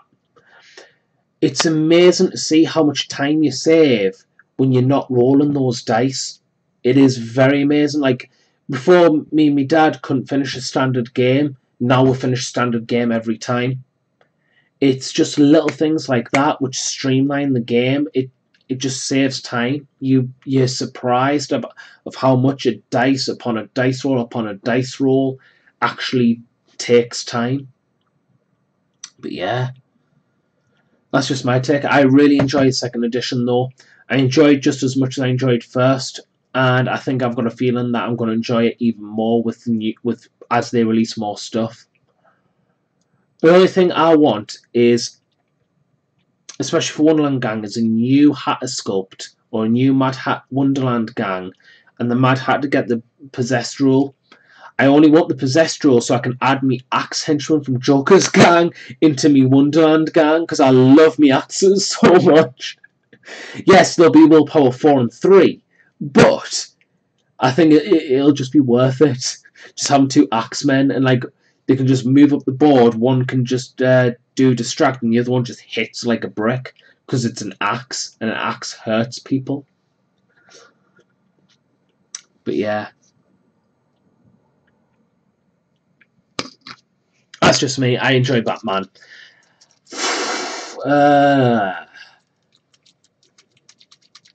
Oh yeah, fingers. Like, for me, I only want Man-Bat for a Jabberwocky stand-in for Wonderland. But the main reason why I really, really, really want Man-Bat is for my friend Phil over in the Dark Arts Sign, because he's spent a bit. Apparently he's got a Grodd crew. I've never seen it, but he's got a Grodd crew. I know he's got a Penguin crew. He used to have Clayface, but he sold it to us because Clayface he's the only mini which I admit needs an overhaul in the rules, because he just doesn't reflect his background at all. But that's it. He's spent so much money, and he's waiting for his favourite Arkham Rogue, which is Man-Bat. Now, if I was in his shoes and I was still waiting for a Mr. Freeze mini, I know I would feel the same. I want Man-Bat to come out just for him, because I know that if I get him, if Man-Bat comes, Phil's playing. Phil will become a regular player. Once Phil becomes a regular player, it'll be so much easier to get more opponents, to break into more social circles, to get more people playing Batman, to getting like a large majority of the northeast of England to play Batman. But yeah, it all starts from there. They just got to release Man-Bat. Why? Oh yeah, now I realise why I've got the black wash. Because we're going to do this, apparently.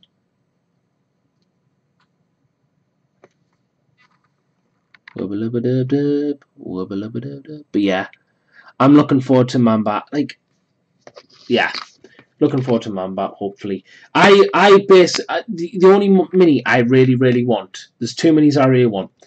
The first one is Sub-Zero Mr. Freeze, complete with polar bears. The second one is Cold Cold Heart DLC Mr. Freeze from Arkham Origins. I know that's really vain of us to ask, but I love those like designs. I just think like if we could have those with like their own rules and stuff, that would be so good. I mean, one is literally just to play for nostalgia's sake. That'll be Sub-Zero Mr. Freeze, because I loved BTAS Mr. Freeze. BTAS Mr. Freeze. I thought, like, if he comes out with his polar bears. I don't care what people say if he's competitive or not. I'm using him. I'm going to get good with him, and I'm going to go to like championship tournaments with that guy, and I'm going to get first place. I don't care what the odds are stacked against us. I'm going to do it.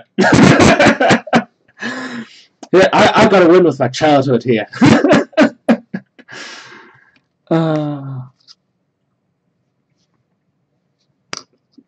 Yeah, Coco Heart Mr. Freeze, because I want a variety of play styles of Mr. Freeze, and I love what we have right now, but I would just like to get like an actual ice template for the ice cannon, and I want Mr. Freeze to actually have a gun rather than his arm blaster, because I like his arm blaster, and I think it's a nice nod to Batman Beyond, but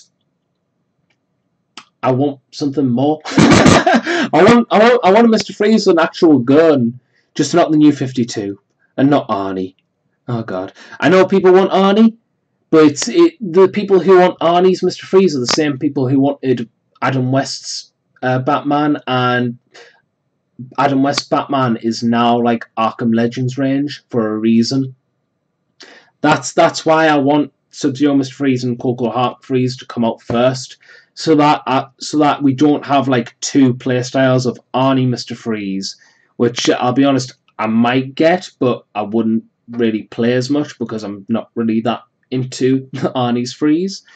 But it will just be a bit of a kick in the nads if I'm just playing like one Mr. Freeze and then just the other one comes out and it's like it's not that not impressive. It's not that interesting to us. But that's just me. I want to see Scarface and the Ventriloquist as organised crime leaders. I want to see them, and I want to see Anarchy as an organised crime leader. Because where is that Anarchy gang we were promised?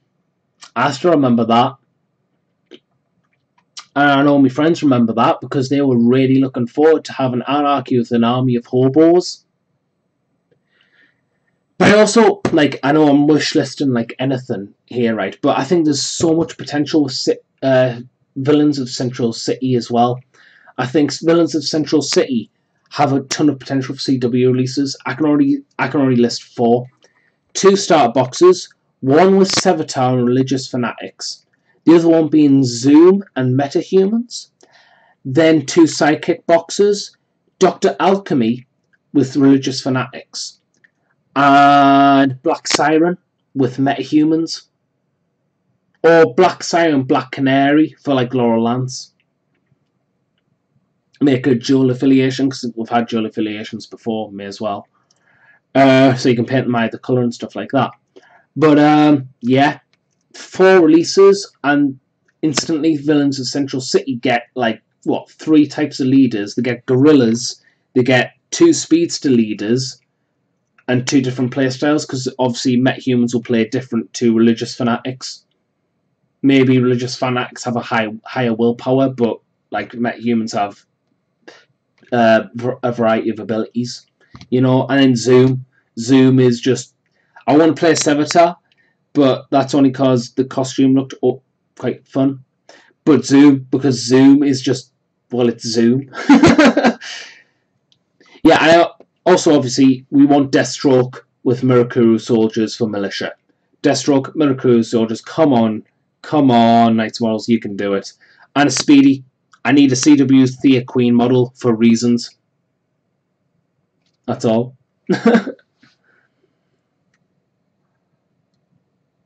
Again, they've got so much potential to do stuff, but like, we're waiting. I think it is a bit, I don't know if I'm speaking out of turn here, but I do think it's a bit shoddy. I don't want to say shoddy, but it's a bit irksome. Yeah, irksome's a better word to say. Irksome that they take so many holidays. I understand that it's, you know, Spain has different traditions and stuff like that, and they take the holidays very seriously. But when you've got such a competitive, such a competitive market for superhero stuff like HeroClix and stuff like that, and you've got a decent game with good sculpted miniatures, people want more.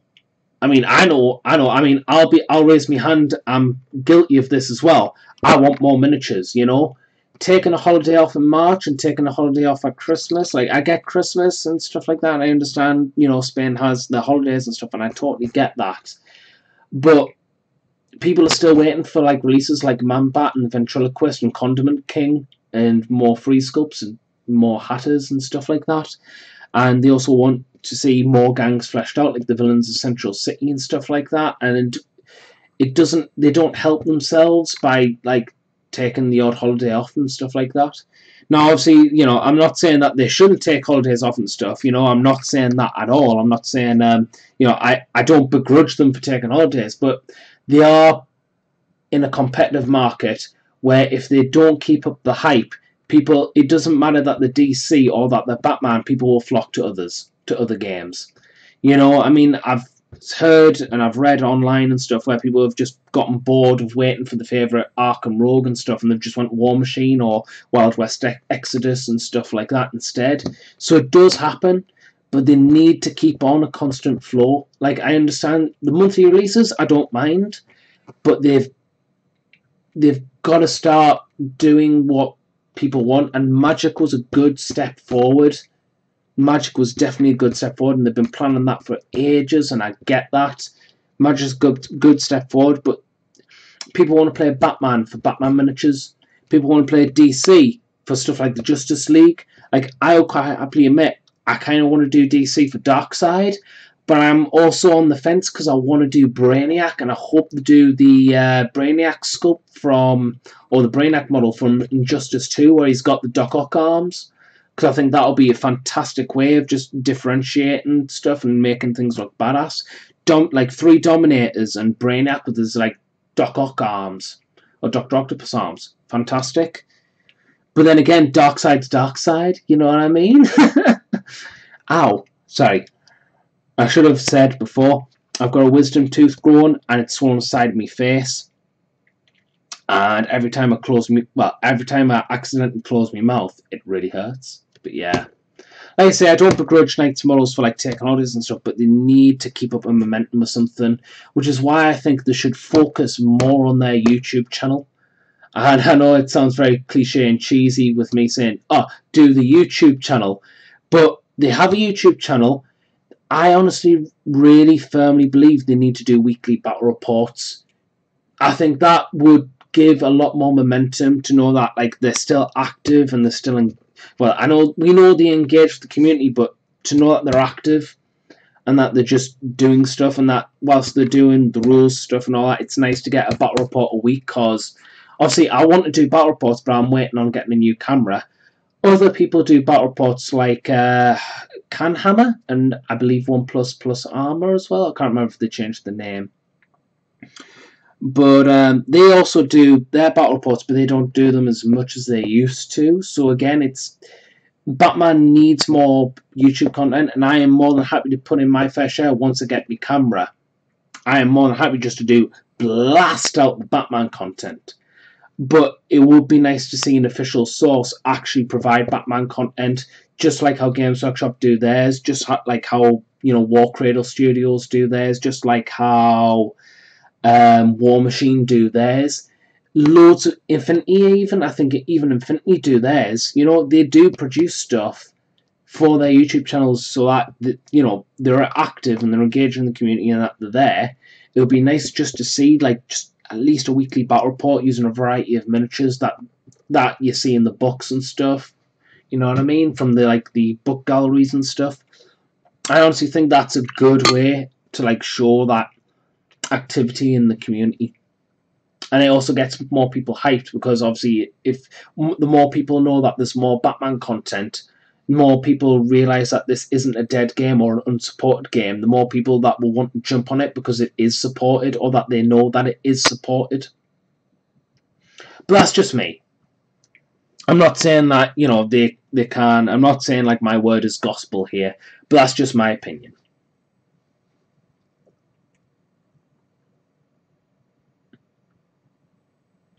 Sorry, just making sure the bristles are all together on the brush. I'm trying to think, what else can I do? Only thing I can really do now is, until the base is completely dry, is freehand work, so I may as well do that. This is where it gets also fun, because out of blue either becomes too thin or too thick. It's never an in-between. what other games? Because I know Wild West War Cradle bought Spartan's dystopian license, and I'm looking forward to seeing Dystopian Wars again, especially under the Kingdom of Britannia, because I love like the idea of just playing steampunk British Empire. It just feels right to me, at least, especially with giant Windsor Castle. That's just silly, but it's awesome silly. I kind of want to do that, but at the same time, it's just when you don't have a play base. One thing I think one thing War Cradle really need to focus on, because I think it's where one of the main disadvantages that Spartan did was not advertise at all. Hey Frost and Fists, how are you today? We've just been talking about Batman and we've been talking about Night Lords and stuff like that. We're just talking about War Cradle Studios buying the Spartan Studios license, or the Spartan Games license for the Dystopian Wars stuff, and they're merging it with Wild West Exodus. And I'm just saying right now, the one thing they need to get right is an aggressive marketing campaign, or an aggressive advertising campaign. Yeah, I was really wanting Anarchy. It's a shame we didn't get him. Being a big organised crime player, it would be nice to have more leaders, even though we have too many at the moment. Yeah, honestly, like, I think I don't mind. Awesome, thanks, dude. Honestly, I don't mind organised crime having too many, because I know they're all lumped now into organised crime, and I'm not blind. They are. You can share all the goons and stuff like that. Yeah, the marketing. But I still see them as like a Two-Face gang or a Black Mask gang. That's the thing. Black Mask needs a resculpt. But yeah, no Naughty Nights models trying to slip that one under. But yeah, like I say, they need like organized crime. I still don't see them as like one big blob, and I think more better. I honestly think Anarchy will come. It's just he won't come as soon. He'll just become organised crime with a few hobos or rioters. Yes, marketing for Wild West. Sorry, not Wild West. Spartan, because I think Spartan never advertised. I only found out about Spartan Games when I was back in school, when my club teacher basically said, right, nobody's enjoying 40k anymore. Why don't we try this game called Dystopian Wars? I was like, all ships and stuff like that. Yeah, Spartan. The one thing they need to do most of anything is to let people know that Dystopian Wars is alive and it's supported, and it's going to get so much releases or so much focus on.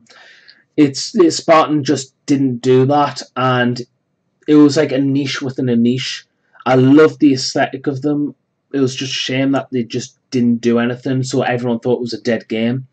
It's like I'm hoping War Cradle do pick up on it, because like I was talking to Ash from Guerrilla Miniatures Games on one of his live streams, and I asked him, what do you think of them merging the Wild West Exodus and the Dystopian Wars universes together? Because he was talking about like when he was painting his Wild West gang, and he literally said, I wouldn't say word for word, but he literally just said, they are?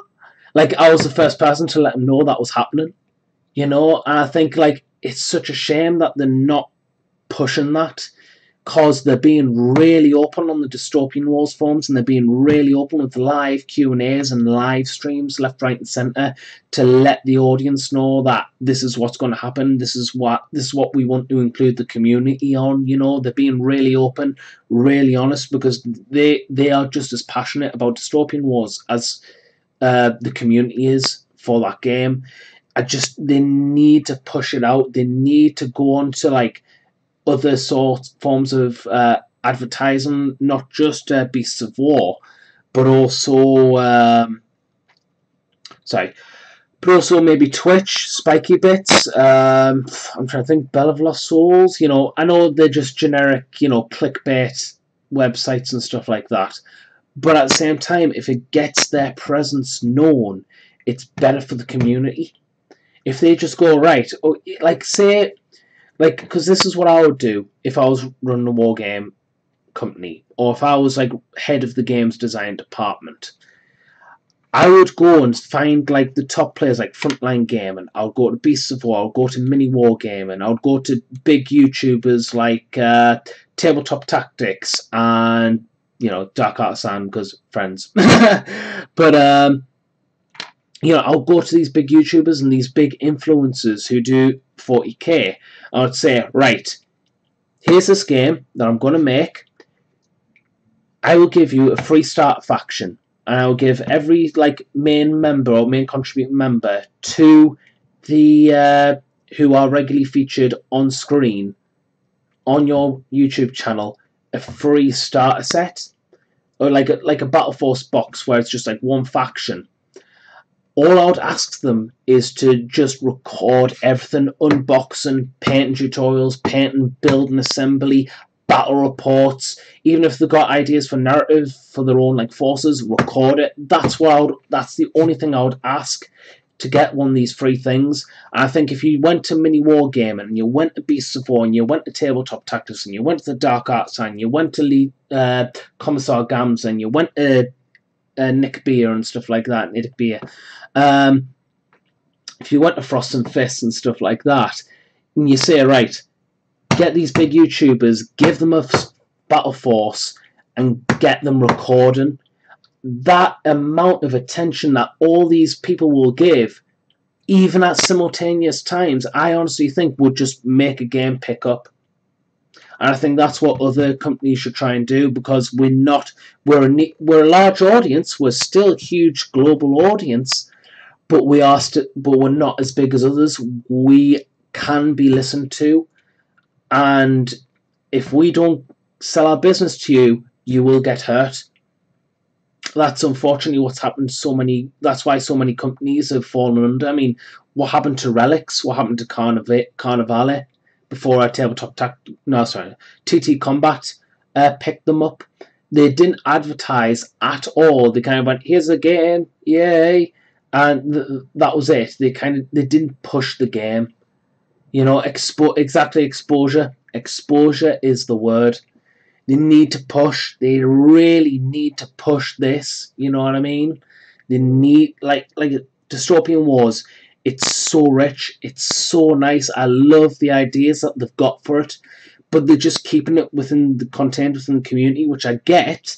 I totally understand, because you've got to appeal to the existing audience, because if they have a dislike towards anything, they will let other people know, and they will let other people know on forums, etc., which then gives a bad reputation, which then could also lead to a fallen game. So I understand why they're trying to focus on the community on like Facebook groups and stuff, but you've got to make a push, and you really have to make a push.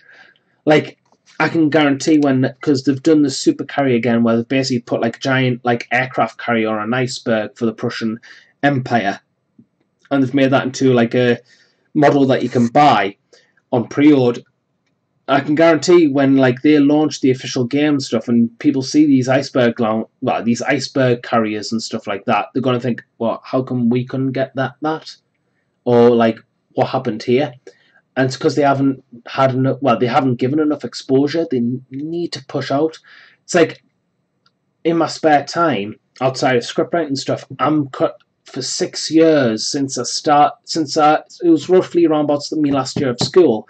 I've been making my own war game, and it's just, I wanted it as a small scale war game, roughly on the size of like War Machine, where it's just like 30 models aside kind of thing, on a 4x4 table. And the idea is, what if you combine Darwinism or Darwin's evolution theory with magic? And I wanted to do something different rather than the usual, here's your orcs, here's your elves, here's your dwarfs. I wanted to do like spider centaur peoples. I wanted actual angels, because you don't see. You've got like Space Marines, metaphorical angels of death and stuff like that, but you don't actually see an army of angels anywhere. I thought that's something to really capitalize on. But I had angels. I had like Romanesque like lava demons as like the direct opposite of them. I had non-magic people controlling Europe. I had pagans in Jerusalem, and Jerusalem's like a city just been like ripped out of the earth as a floating city to escape everyone else, basically. And you've got some like wizards and stuff who have like a, you know, have a crueler heart or something like that, and they go off into like the into the winters of Russia and stuff like that, and that's where all like the dark gothic stuff happens. And then you got like the opposite, which is like all pagans in Jerusalem and stuff like that. And then you've got like Atlantis. You don't see too much Atlantis and stuff like that, and just mer people and well, not lizard people, but mer people. And you've got like I have so many ideas for that, and I'm currently slowly, because I'm reading more on, yeah, it's been 6 years in the making. I've got so many ideas and stuff for it, but I'm not flitting, but I'm constantly, because I want that, if I were to make this game, I want to do it right, and I want this carefully crafted, because the idea is you follow the story of the non-magic humans. Basically, they have, what they want to do is conquer Russia, because if they conquer Russia, they basically kill the majority of wizards there, and they're the ones who provide the greatest threat against Europe. And obviously these people have a large distrust of like magic and magic beings and stuff like that.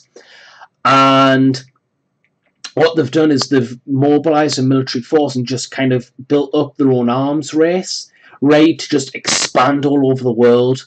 It's like in Africa, I wanted gorillas riding dinosaurs. So there we go, like Avatar kind of style kind of thing. I just thought that would be cool. Again, play on the Darwinism theory, you know, magic, gorillas, evolution, sentient gorillas that can control dinosaurs. Say, like, some of them were magic healers or magic people. Say the asteroid came to Earth, but they had a protective magic shield around it. Basically, you know, protecting Africa from the devastation of the asteroid. So then you've still got dinosaurs. And obviously, like, you've got these spider centaur creatures who live underneath the Earth's crust. And they're all like kingdoms in a sense. They all have like a queen which broods them. But they're all very much like, I would just, like, not hive mind, but very ordered, very like Knights of the Round Table kind of thing, but more H.R. Geiger. You know? You've got like, in America, I wanted a super prison, where they expanded into America, made a super prison.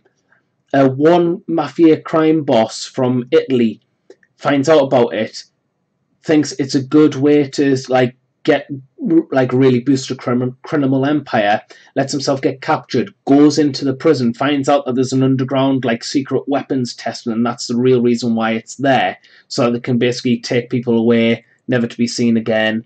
And then they just experiment on them. And he launches a massive jailbreak. The army comes in, levels the place down, goes back to Europe. But the winds of magic there are so strong, it brings all the souls back. And then you got like this mafia boss who ends up making himself into a giant robot. And he ends up just raising armies of these like semi like soul robots. And I thought that would be an idea where he comes back. He realizes that he's dead, and he goes crazy, and he goes full on like megalomaniac, where he creates an army of these mechanical abominations, all steampunkian kind of thing. I just thought that would be really cool.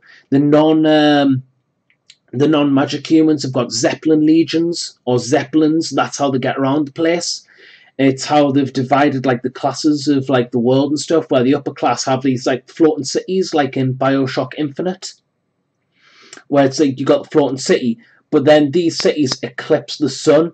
Well, from like on ground level, they eclipse the sun. So like everyone who lives in like the smoggy depths of London, for example, have to live in perpetual darkness, because these cities dwarf what's on the ground, where the sun can't reach them. So they're always like lit by gas lights and stuff like that. I just thought stuff like that. It's just, I've got these ideas. I just need to. What I want to do is, I'm still playing around with what I call the Malisk, which is the more evil magic users. And the idea is I want more mythological creatures that aren't used in usual games, like Baba Yaga and stuff like that. What I wanted an idea for was that maybe in Italy you've got the Vatican, and the Vatican have like their order of exorcists and stuff like that, and they've managed to push out all these mythological creatures like changelings and Baba Yaga and stuff like that. They've managed to push them out or force them to flee Europe. So you've got all these like magical creatures who are bound by these humans with magical skills and stuff like that. And basically, the goal of the evil magic users is to conquer Europe to reclaim their home, as they see it. But the idea of like all these monsters and stuff is that they just want to go back home, kind of thing. And it's like some of them are more malevolent than others. It's like which one's a Scottish folktale where it's got the, because obviously I want to do loads of stuff. I want to do the Headless Horseman, but I also want to do like I can't remember its name, but it's basically like a centaur, but it's got a head. It still has the head of a horse, and like it's got really, really long arms. I can't remember what it was, but then you got giants and stuff like that, and Greek. Like some of them, I'm keeping back because I'm going to put them with the pagans and stuff like that. Like I love the idea of Baphomet. And I love the idea of like Baphomet being like a rider of the wild, kind of protecting like Jerusalem with like honor guard, which are like the classical cloven-hoofed horned devils with like a deer head, deer skull and stuff like that. But stuff like that, and it's like the pagans are more about like they're more about themselves and defending Jerusalem more than anything, because that's their home. But they're about nature and more about the elements. So you got the four elements: earth, air, fire, and water. But you also got like things like tree men and stuff like that they can summon out from the wilds and stuff. And they've carefully looked after this town or this great city. I just thought that would be it's an interesting twist, you know what I mean? You don't hear stuff like that. You kind of just see werewolves and don't get us wrong, I want werewolves and stuff like that. But I don't want this to become like another generic fantasy game. I want it to be like Victorian steampunk meets high fantasy, with the use of like creatures that you don't see. Like there was a myth or some myth in Scandinavian folklore or something where you've got these kids that were killed because they were born on like the wrong day or something like that, and they were seen as like kind of creatures of Satan, so they kind of killed them, then didn't even bother to bury them. And the kids' souls are basically like these small shadow people, and if you cross them, they latch onto your backs, then force you to go to the nearest graveyard. But the closer you get to the graveyard, the heavier they become, and they force you to get to the graveyard before sunrise. And if sun rises and you're not at the graveyard, they'll snap your neck. And I just love the idea of just having these things that you don't often see, and then making a world out of it. It's like a really dark idea. I'm going to include is because obviously there's going to be like a massive, like not Great Wall of China, but a massive trench line between the borders of Russia and Europe. And it's just like in World War I, where it's just a massive trench line that's heavily fortified with guns teaming everywhere. And you've got three classes: the middle class, the upper class, and the working class. But I was wanting a fourth class. Fair enough. Oh, thanks for coming back. But yeah, the fourth class I was going to call it the military class, and they're the ones who do the fighting and stuff like that, obviously. But the idea if you want to go, you can get enlisted at 16. The idea from the upper class was because obviously you don't understand fully the myths and stuff about like these like folklore tales and stuff where they like kidnap kids and stuff. They send them at 16 towards all the trench lines and stuff for two reasons. One, if they survive, they'll become hardened veterans. But the second reason is if they die, they're still young enough to be classed as kids to these monsters, or that's their perspective. So that makes them They think that makes them stay away from Europe or the Europe mainlands. And I just think it's just a dark idea to play around with. That there's something there that I want to flesh out. Just how cruel people with people who don't see the fighting can be. You know what I mean?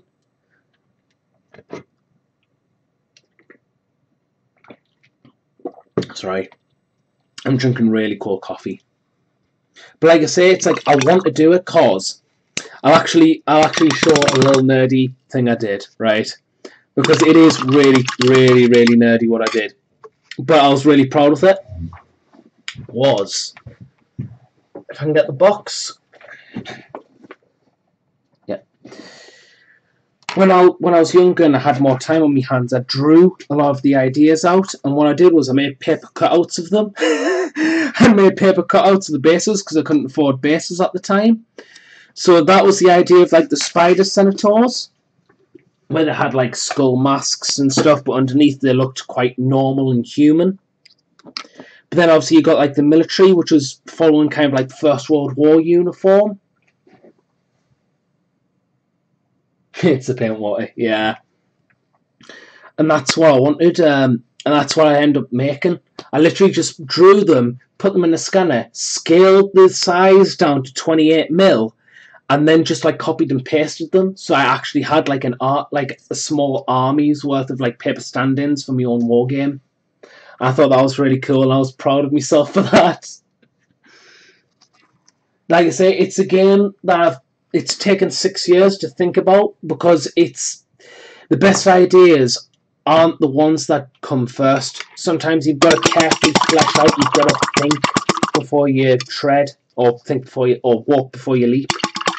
And I see a lot of board games, and this isn't anything against board game, like other people making games and stuff like that. But I constantly see the same themes where it's like, oh, look at this elf, look at this dwarf. What makes this dwarf different to a Tolkien dwarf? What makes this dwarf different to a fantasy dwarf, like a Warhammer fantasy dwarf? What makes this dwarf so special for your game? And the answer is it's a popularity contest because people like dwarfs. It's just like, fair enough, people like dwarfs, but what's unique about your game outside of its mechanics? They don't really describe it as well. So I wanted something completely different, where it's focusing on niches or things that you wouldn't expect. So obviously I would have things that are generic, because people have got to have something like werewolves and vampires and stuff like that, because the idea of like the human wizards is that they're all about personal, not mutation, but personal gain. So, like, some will be, like, vampiric, where they'll have, like, vampire teeth and stuff, and some will want to transform themselves into, like, giant beasts, like werewolves. And that's what they do. They don't have, a clothing. Some are more about raising the dead, like undead skeletons and zombies everywhere and stuff like that. But I also wanted characters like the Headless Horseman, and more grim fairy tale kind of thing. So I just think steampunk versus grim fairy tales just sounds so awesome.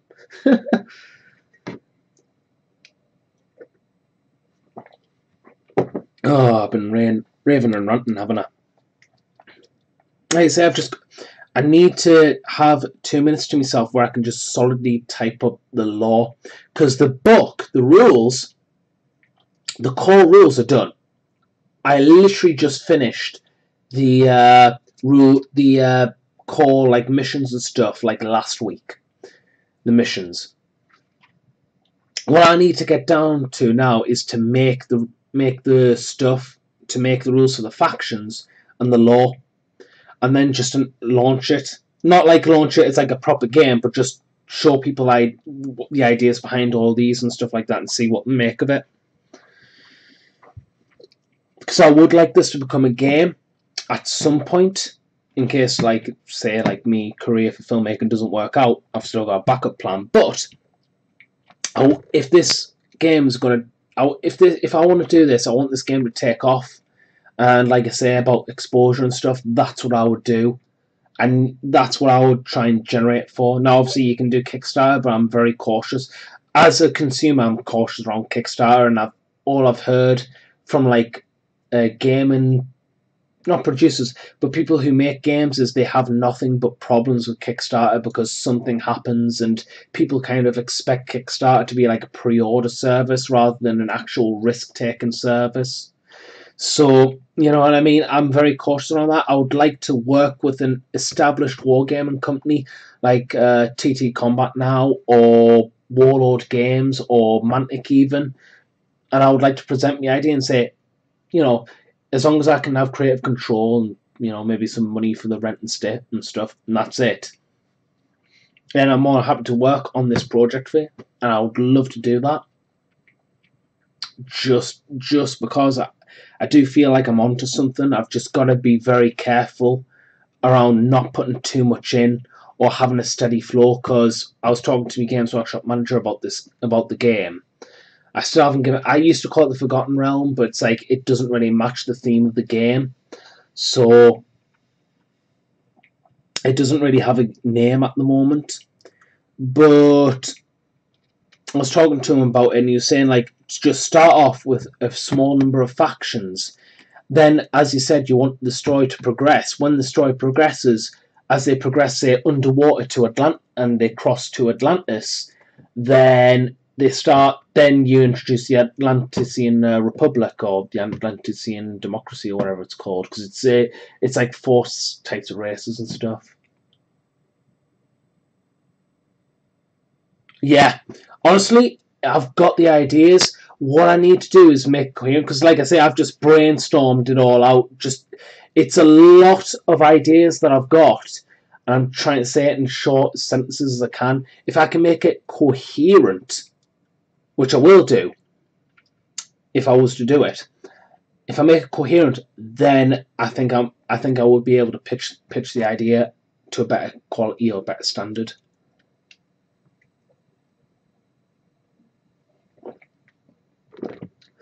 Everyone loves cold coffee. Oh. But yeah, like I say, I mean, I would love to, because I know I talked to one of the guys in the Warlord Circle who do the Doctor Who miniatures game, and I'm in the loop in that, per se. I know like stuff and all that, and I'm really, really glad that I do, because it's Doctor Who, and it's one of my favourite TV shows. So, one of my favourite franchises, so it was just like, being in the loop for that, it kind of meant a big deal for us. But I'm hoping like one day, like if I were to give this idea out, maybe just like talk to Warlord about it, because they seem interested in doing stuff, because they don't really have like a steampunk, they just have diesel punk, which is conflict, and they do a lot of historicals, which is fair enough.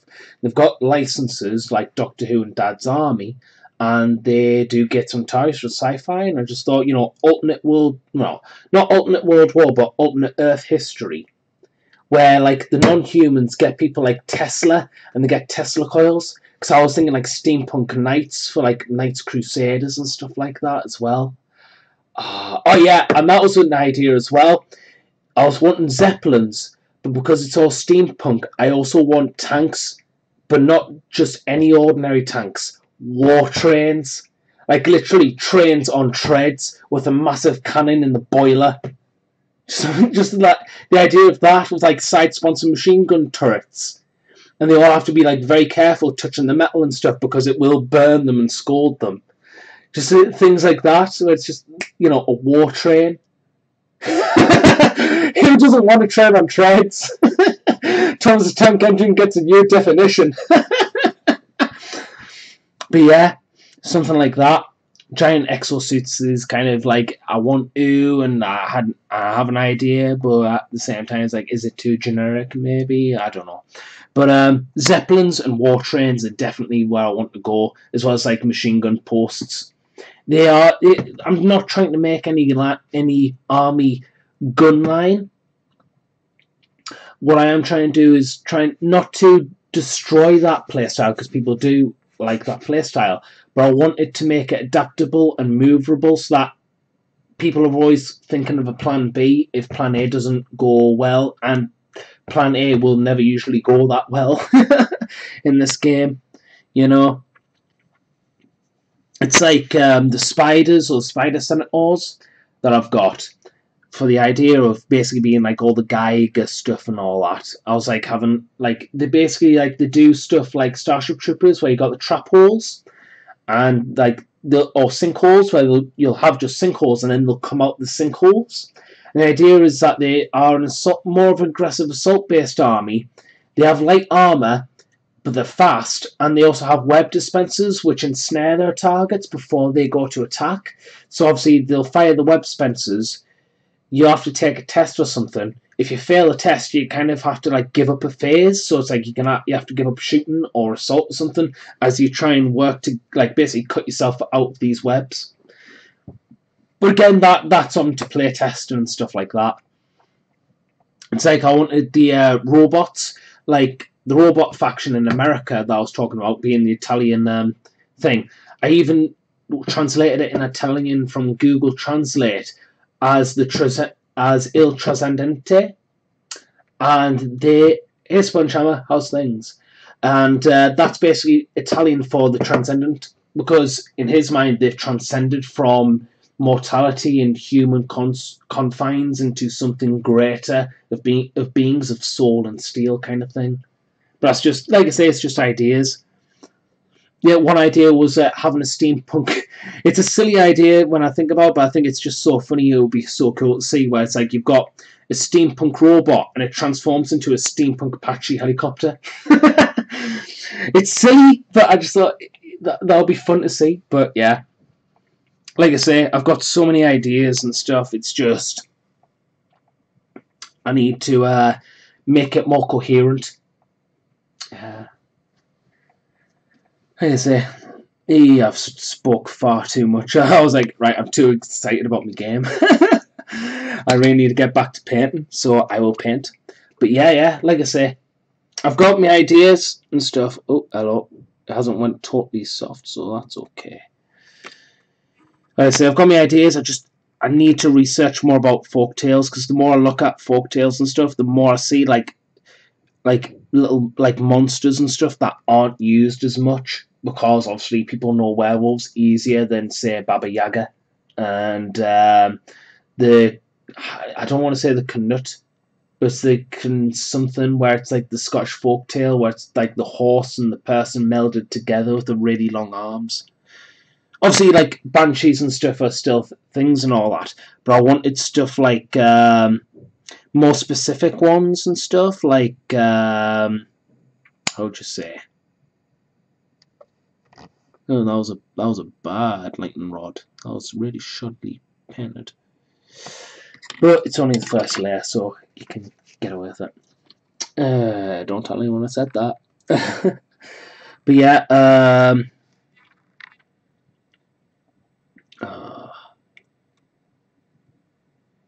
eh,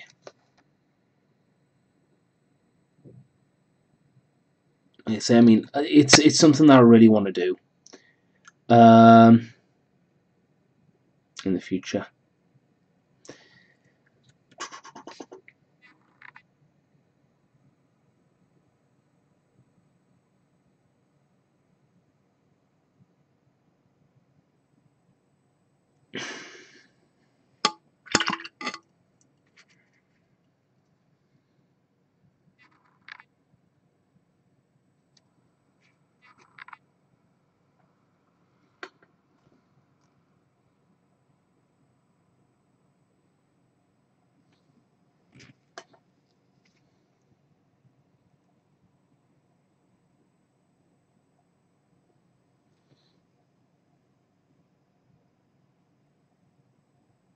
So yeah, that's a bit too thin.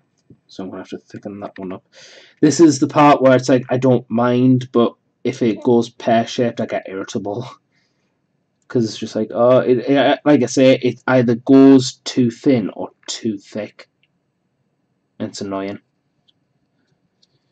But hey, once it gets done, and then we don't have to worry about it anymore.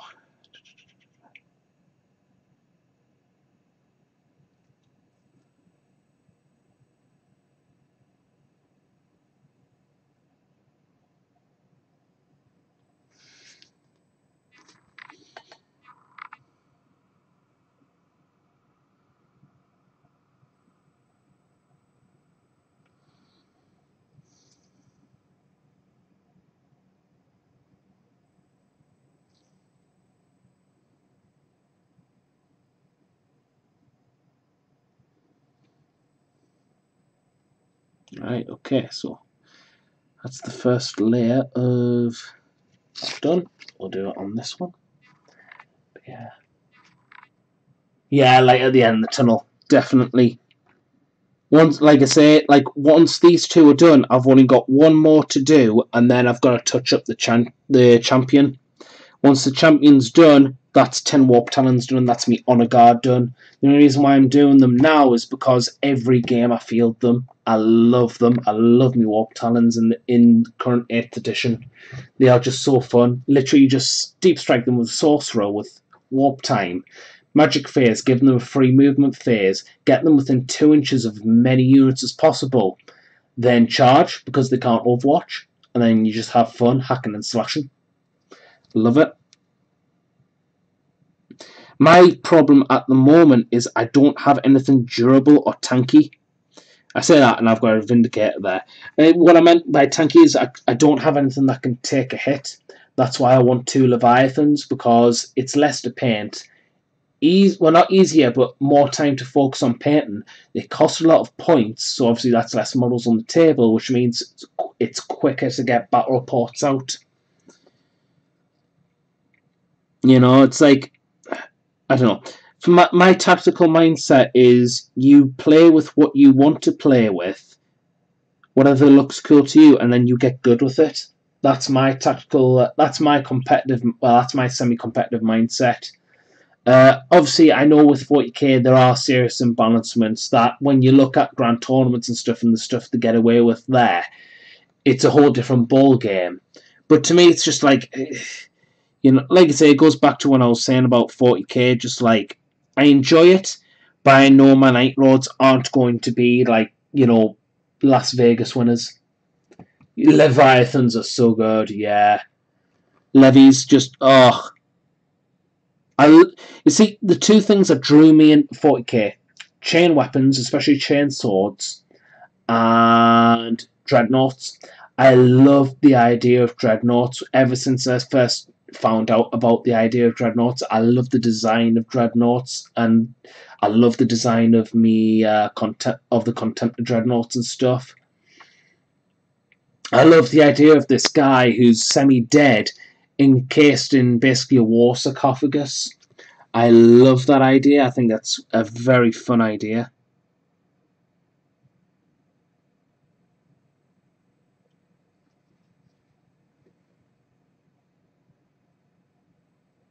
I wonder if I can be lazy and try and, like, do that instead. Ooh, am I being naughty there? Am I being naughty and it's paying off? Ooh, time will have to tell. Ah, right, okay. What if this? I just tilt that. There we go.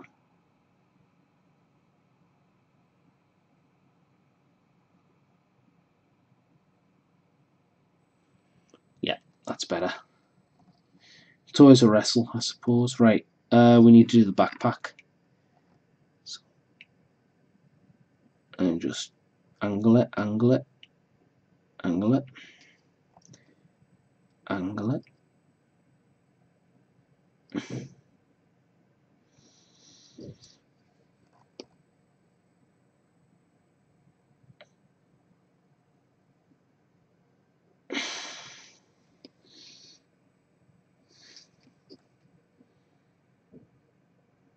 Yeah, but I think that's one of the reasons why I'm like researching more and more about like folklore, especially Western folklore.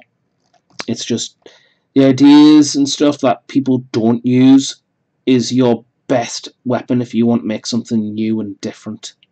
What's your best ally, I should really say. That's just me. Yeah, this one.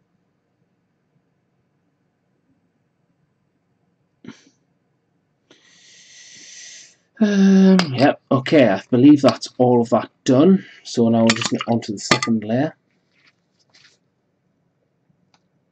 Yeah, Contempt of Dreads, Dreadnoughts, just that's why I think that's why I like the Night Lords so much as well, is because I feel Raptors and Contemptors complement, well, not just Contemptors, but Dreads in general complement each other, not just tactically, but just aesthetically. It's still, even though it's a guy entombed inside a massive suit of armor, it's still, how would you say? It's still like manpower. It's still a guy doing the stuff rather than a tank or a monster. You know what I mean? It's still just a guy doing things, and I think that's why I like Dreads as well, because I wanted something more about the men rather than the monsters. Because a Bloodthirst is fun, don't get us wrong, but I play Night Lords because I wanted to get away from all the satanic hunky funky, you know what I mean?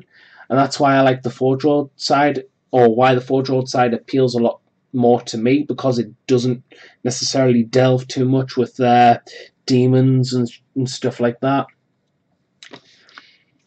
And don't get us wrong, you know, demons can be fun. But if I wanted to play demons or heavily add demons to my force, I would go word bearers.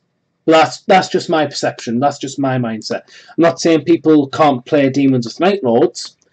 A lot of people do, and that's good. That's great. Diversity in the hobby, diversity in lists. Everyone's got their own idea, which is great. It's just, it's not my idea, I suppose. You know, it's not how I would like to run things.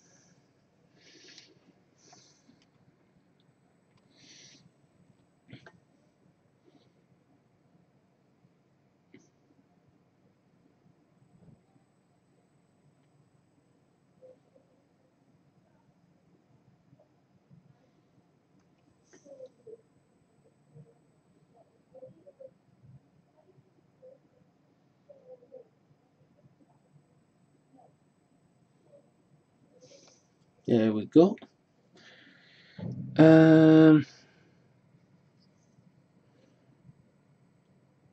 So yeah, I keep pulling it towards us because I've got this massive thing in the way called a lamp. It's just, I'll keep headbutting it.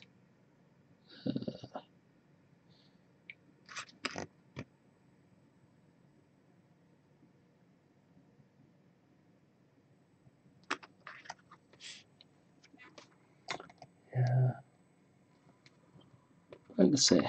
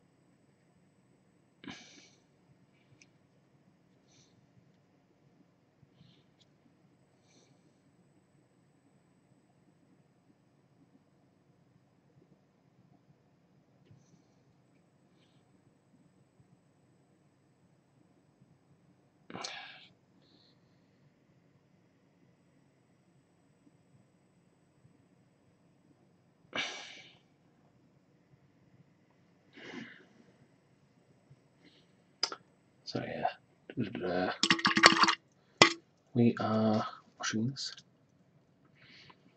and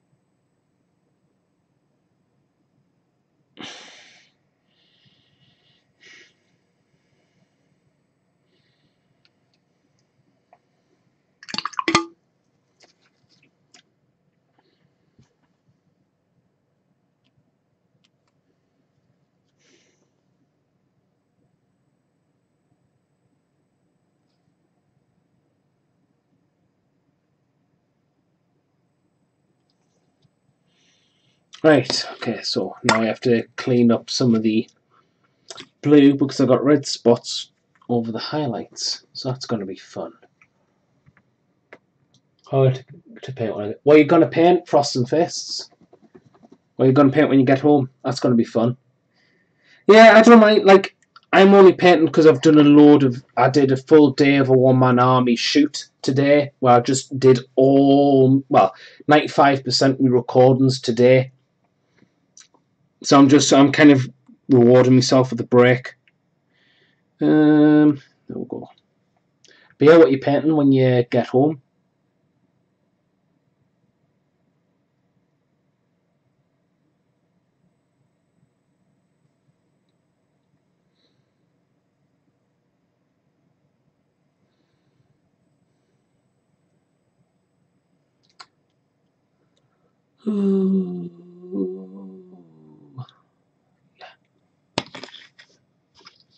Right, there's a red patch there. Tidy that up with a little bit of blue. Yeah, okay. Is that it? Looks it. Oh, no.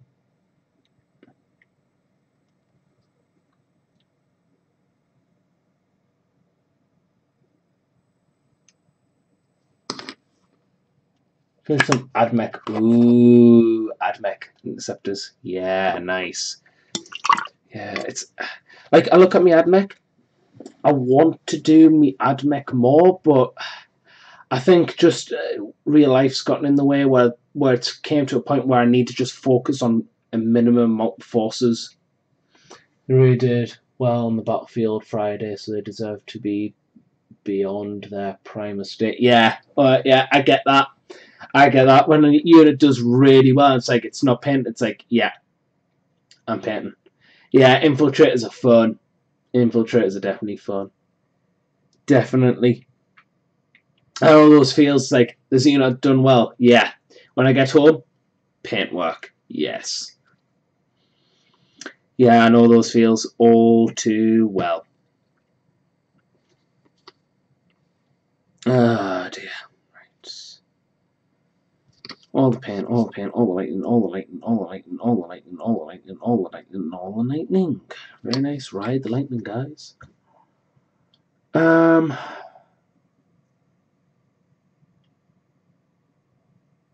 Ow. So yeah. Like I say, I mean, just waiting for the stuff to dry. For me, I want to do more Miad Mech Force, but I just don't have the time anymore. I've said to a few friends, if you want to, I'm selling me a lot of Miad Mech stuff because as much as I'd love to have like a Skitari Force where it's just Skitari everywhere, followed by a Magos Dominius, I just don't have the time to paint them when I've got all this to paint, so I'm just focusing on a minimum amount, which is my Space Marines. And I said that once Fires of Ceresus is out, with the 30k, where they update the 30k AdMech stuff or Mechanicum stuff to 8th edition, that's when I'll probably do more AdMech stuff because I'd rather have, because the one model I love in the Mechanicum range is the Thalax. And the fact that I could just play like a small force of just Thalax with like a few forge up here and there, or maybe a few custom robots here and there. I think that to me would be better sufficient for another force rather than all the many bodies. Because I love the models. They're a minimum of 3. They're an elite. Well, I would assume they're an expensive elite unit. And Tesla guns. They just got lightning guns. It sounds very Night Lordsy. I reckon I could the less models there are, the more I can pay attention to them. The more I can pay attention to them, the better they'll look for battle reports and stuff. But yeah, AdMech are fun. I wish I had more time to do mine, I guess. Ah, oh, dear. We're almost done, guys. We just need to do the highlights for the lightning rods, and then we need to do the last dry brush and the helmet, and that's it. So, right. Half an hour to do all that. Yeah, we can do this. We can do this. I said to myself I would, so I will. Let's get it done.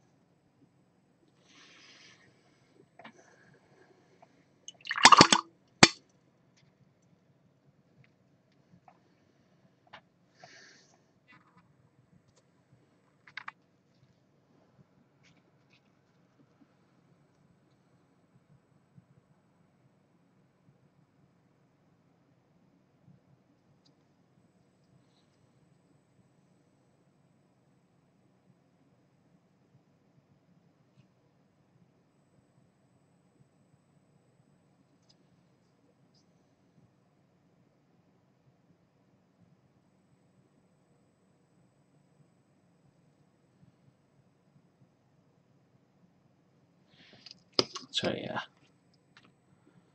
Oh. And then this little quirky one right here.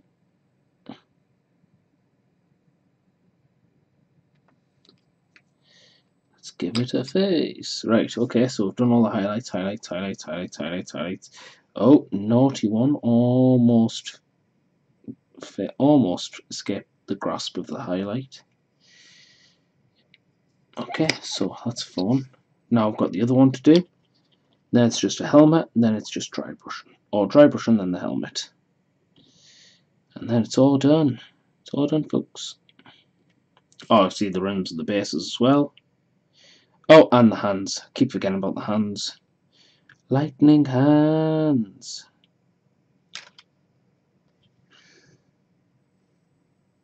Jazz hands.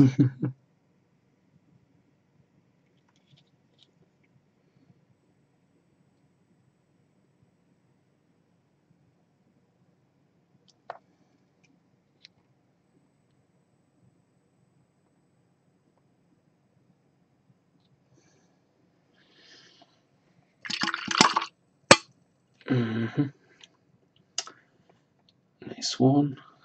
Right.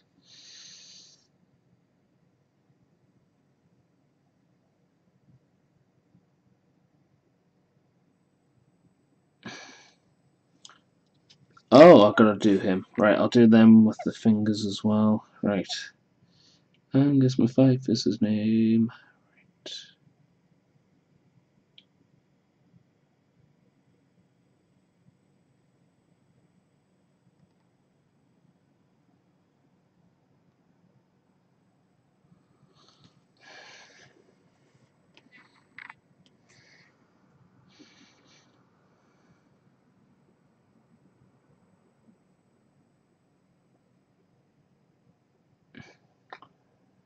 Yeah.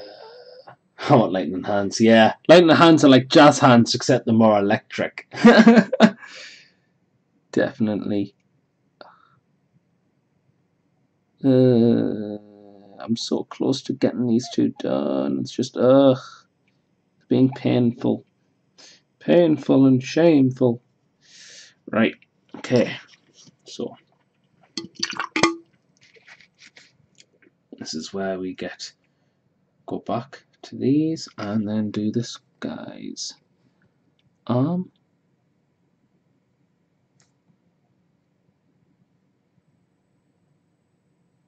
There we go. And then we wait a bit. So whilst we wait, we will do the electric lightning hands. Ugh.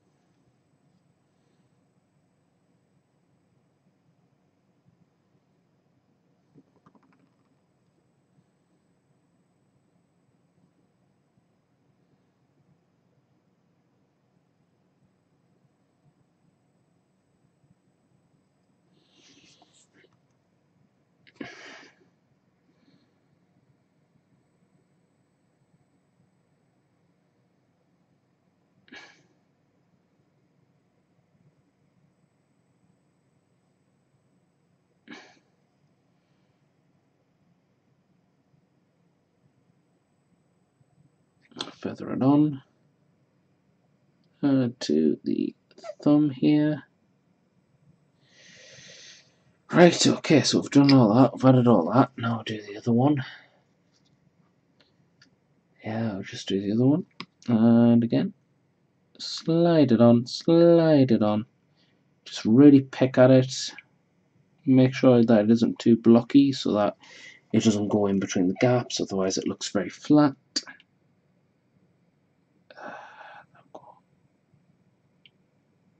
There we go. And there we go.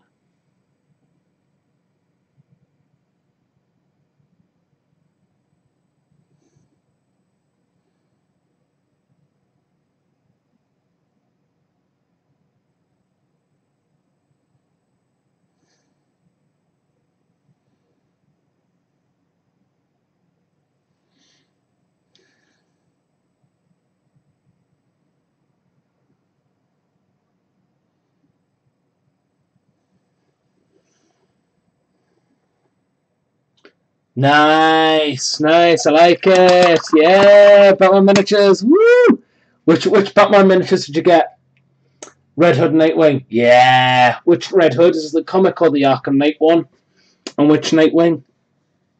Nice.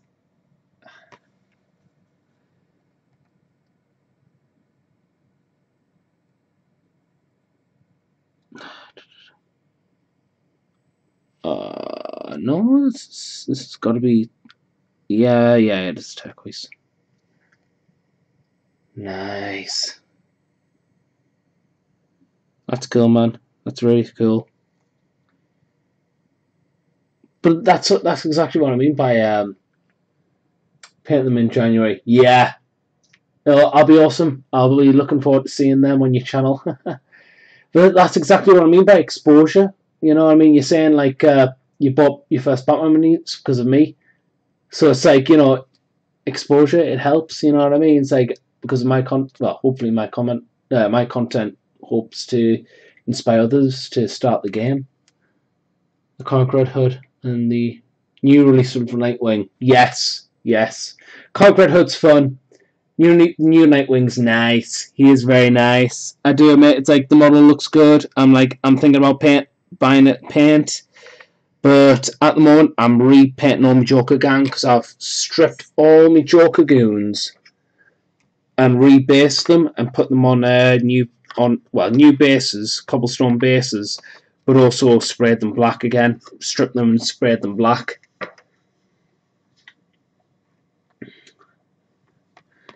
So yeah, I'm looking forward to restart my Joker gang because I want to paint it all like how I've painted my Killing Joke Joker because I want to use that a lot more in Joker gangs because I honestly believe the Killing Joke Joker is the best Joker that isn't best Joker more so than Arkham Asylum Joker because Arkham Asylum Joker is very much damage output, but I reckon that if you use Killing Joke Joker in a maximum way or to get the most efficiency out of them, I reckon he's better.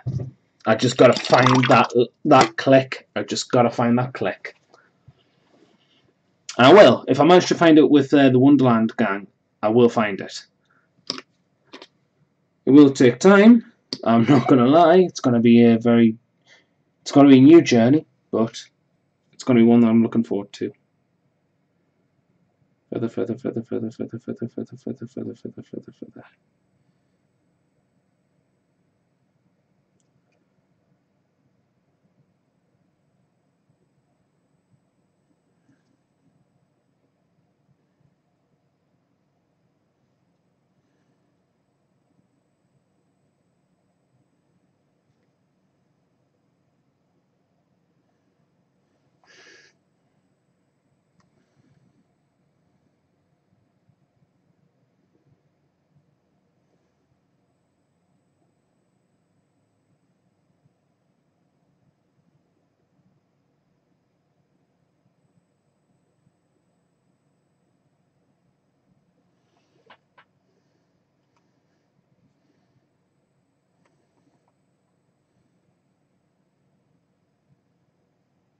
The Knuckle Larvae, that's what it's called.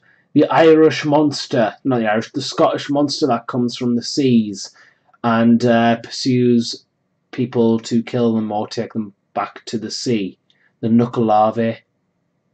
I might be mispronouncing that, but I know that's what it's called now. Yeah, that would be cool to see. It just kind of popped in my head. So yeah. I want to do more Joker back reps, but I don't want to do it with Arkham Asylum Joker because everyone and their grandmothers uses Arkham Asylum Joker, and he's good, and I love the new sculpt, and I want to get the new sculpt and paint it and stuff. But there's just something about the Killing Joke Joker that just screams that it wants to be used more, and I like taking things that aren't as perceived as powerful and then making them good or even better than the first choice. And I feel Batman allows you to do that, and I absolutely love that idea. But yeah, ow, that's me gums. Like I say, I got a wisdom tooth growing, and sometimes I accidentally close my mouth too hard, and then I end up biting a swollen bit in my face. But yeah, I'm looking forward to using Killing Joke Joker more because he's my favourite sculpt. I mean, that Joker is literally what I envision Joker. Right, okay, so we'll need to do the electric blue now. No, we've done that, haven't we? Yes, we've done that. On one of the hands, obviously, not the other. So we're about to do that on the other hand.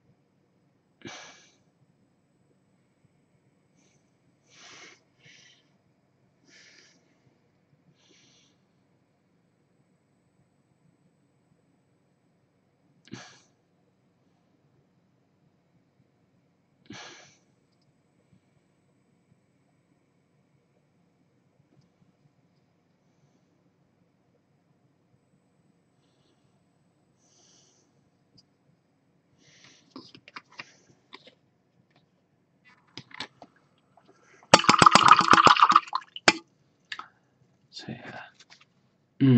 Okay, so now we do the highlights for the hands, and then it's onto the helmet. Once we do the helmet, dry brush, and then that's that. Also the rims at the base. So we do the tips of the fingers. 1, 2, 3, 4, and thumb. Tips of the fingers, because we can't get to the thumb. There we go. And then tips of the fingers, and the thumb. Tips of the fingers, and the thumb. There we go. Tips of the fingers and thumb, tips of the fingers and the thumb.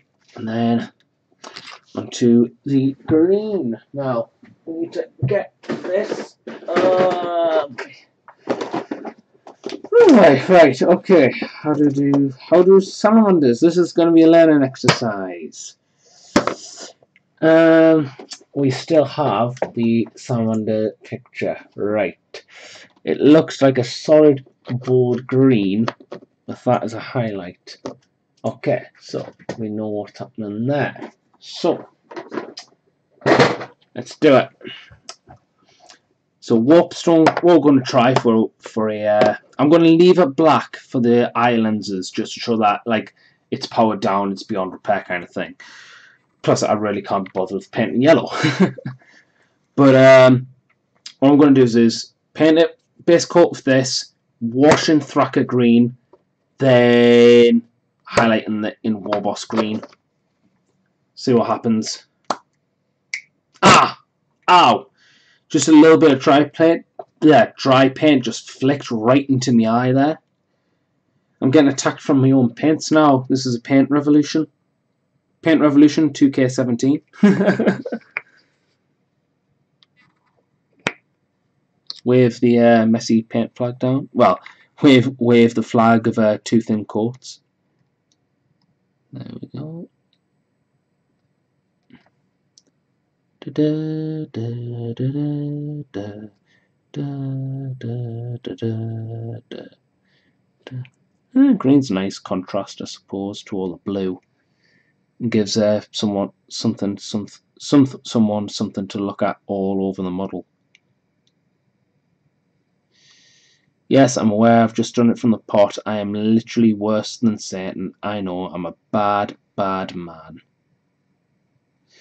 In fact, I'm such a bad man that I'm going to seek to correct. I haven't, have I? Well, it's dry. It's dry enough, okay? It's dry enough. Right. Oh, wow, okay. That was powerful.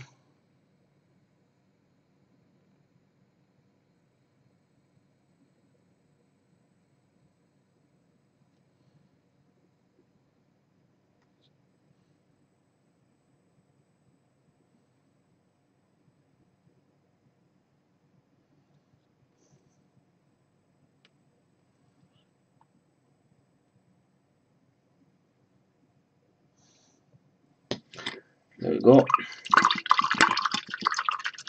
Yes. The paint fight, yeah, it's like Star Wars Episode 5, except with paint. The paint strikes back. You finally get a win about learning techniques and stuff and how to paint new armors and stuff, and then like it just goes to attack you. It's the most polite thing to do when you find out new things. Don't get rewarded, get punished.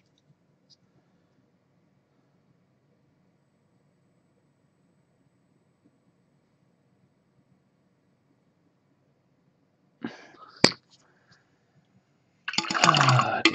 Right, just have to do a highlight. Do I need to? No, not yet. However, whilst that is drying, I could do the base of the rim. Yeah. And after I do the last dry brush, it's on to adding snow. So that's going to be fun.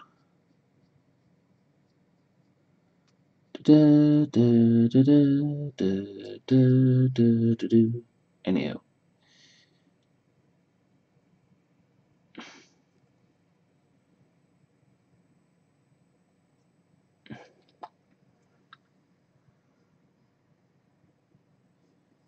Just getting this guy done. Moment.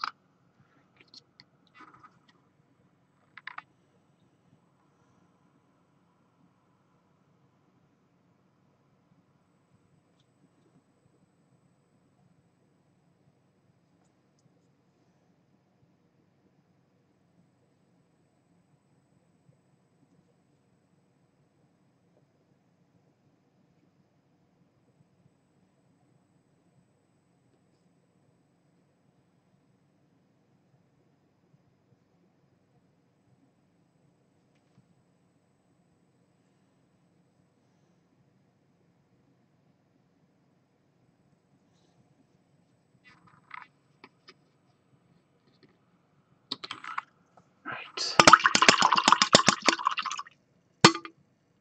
Yes. I think that'll be quite fun to see. Like I say, it's like what I was saying before, I would love to see a Injustice 2 Brainiac with Dominators. Not Dominators. Are they called Dominators? It's henchmen.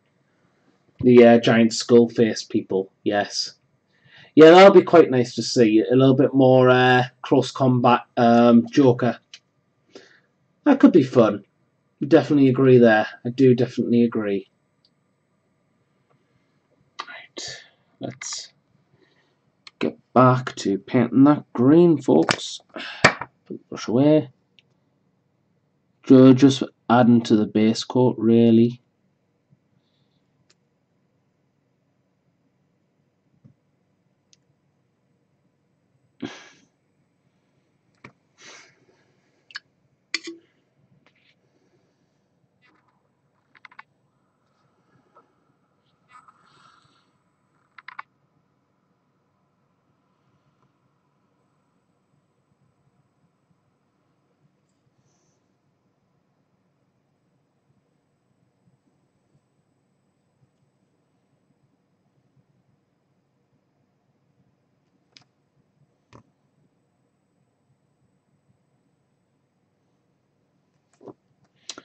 There we go. There's just a wash over with green. Forecast from an Prashonian army. Podcast. Okay. And AJ. Please try to. Let's get into 2017. Yeah, I just got 3 notifications through YouTube. And like, nope, thank you, no thank you, no thank you. I'm streaming, thank you. Yeah, I think we can get this done. It's just depending how long this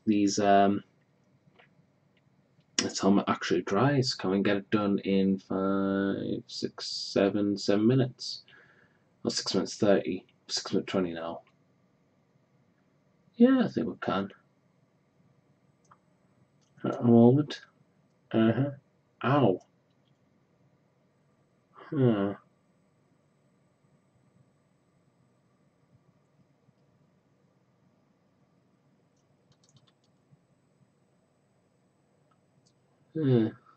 Oh.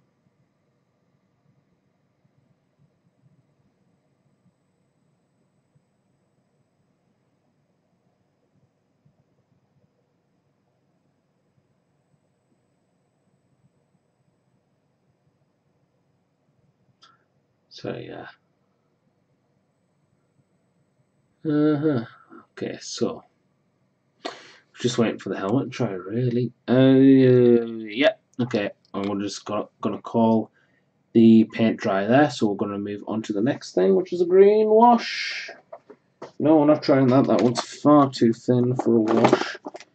That's because it's a glaze, not a wash.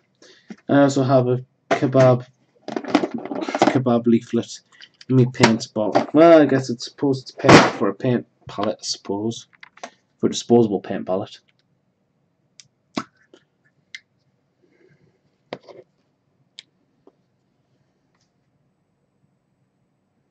Oh, that's nice. I like that. I like that a lot.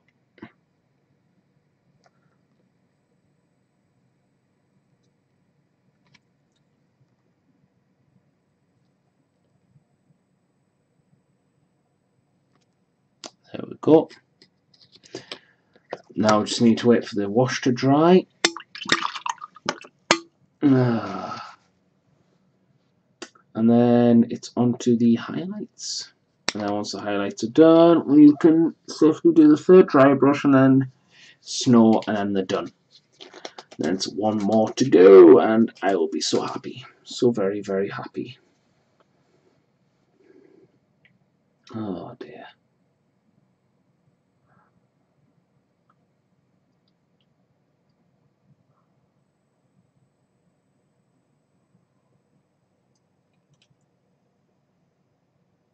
Ow. Ow. I say ow, yeah, I'm still prodding up my tongue. Probably not the best idea. That's Darwinism awards stuff there, right there. Bam, bam, bam, bam, bam, bam, bam, bam, bam, bam. Yeah. Coming along nicely though. Quite happy with how they're turning out.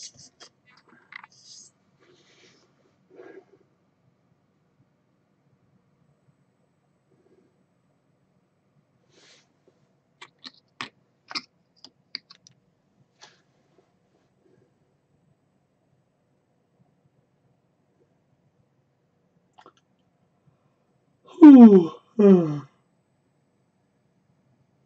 god.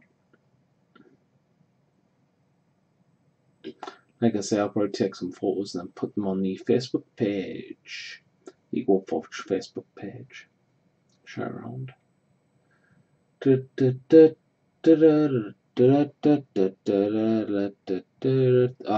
Wash is taking age to dry. Everyone loves to dry a wash. Yeah. Okay. Yeah.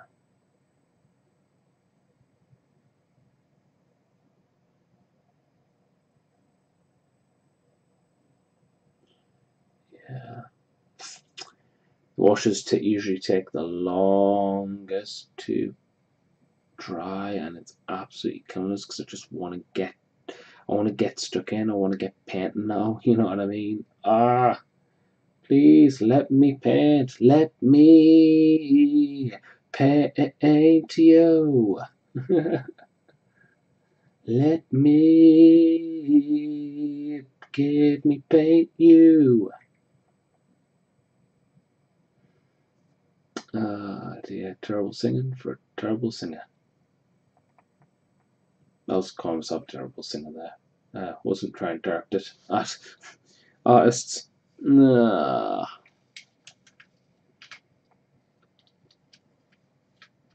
Oh, look at my son's warped hands. I must report myself 2 dozen times, lots of hours. Yes, chaos is spiky. Chaos, yeah. Always, always. I'm gonna reach.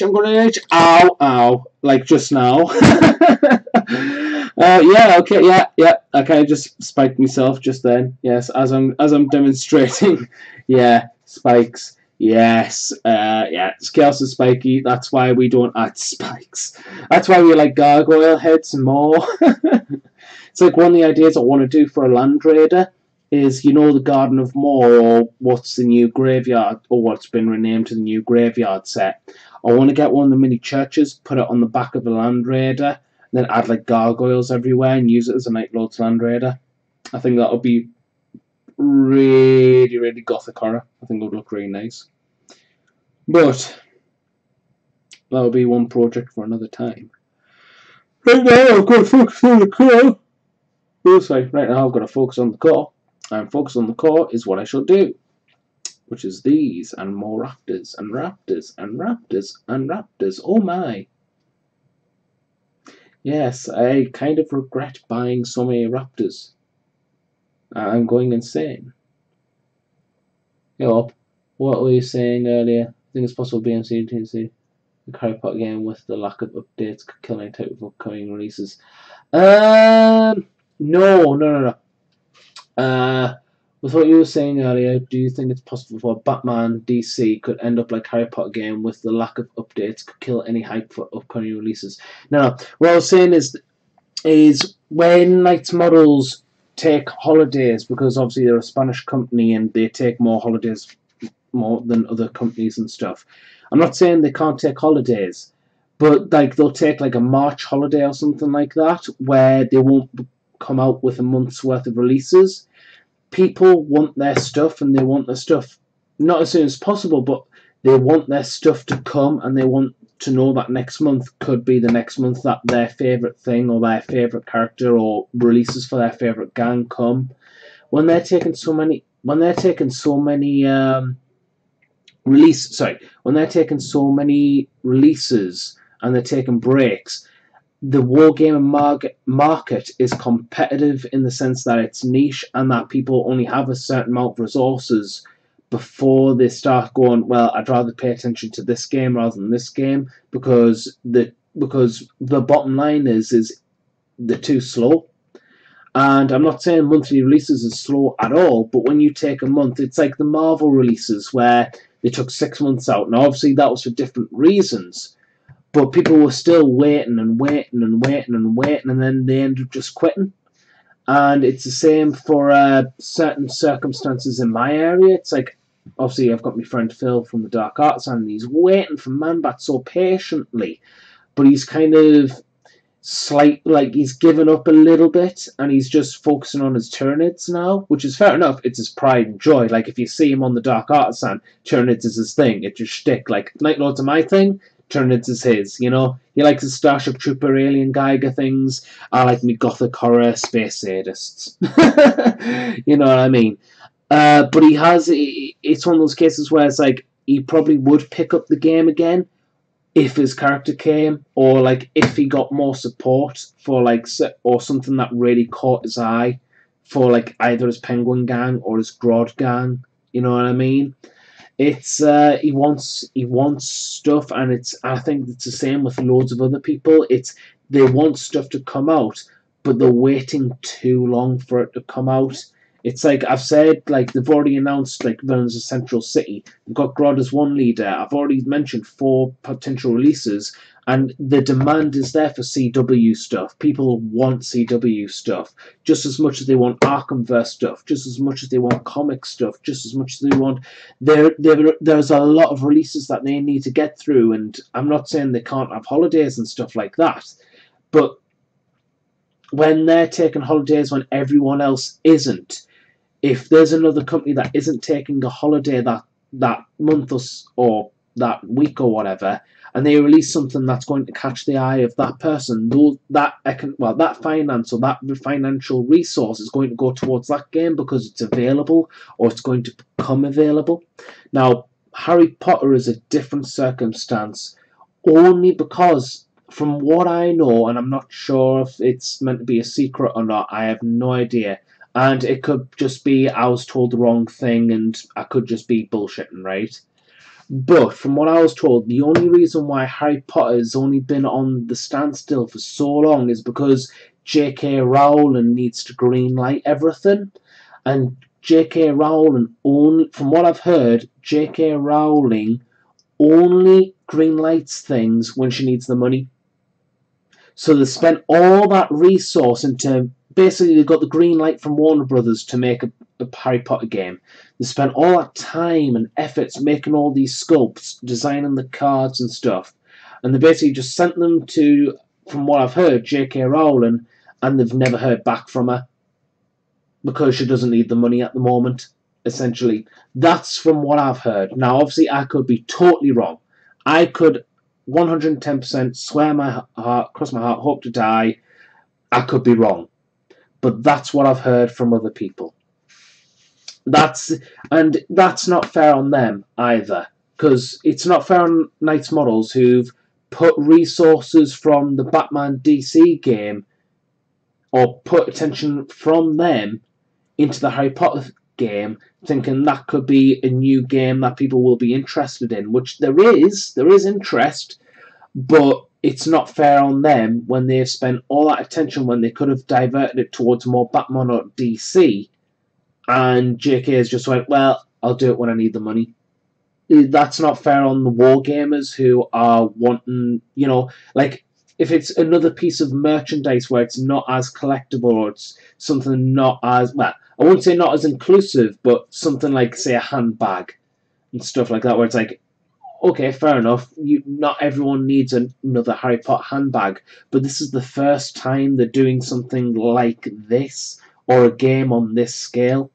It's, it's people are excited, people are wanting this to be a thing, but they can't. And I do feel for Knights Models there, but, again, I could be totally wrong. I could be bullshitting, but that's from what I've heard from other people. Yeah, like I say, I don't think Batman or DC is going to die anytime soon, but they need to capitalize on what people want, and people want CW stuff. They want CW Deathstroke. They want Zoom, Sevatar, Black Canary, but they want Black Siren and Dr. Alchemy. They want more of the Flash's rogues. They want Golden Glider to complete the trio of Rory, Snart, and Lisa. Gotham is a fantastic potential.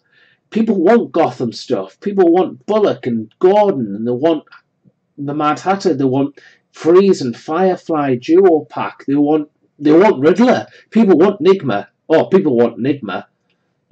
Court of Owls have a fantastic way of getting Gotham-esque releases. That just adds more support to them.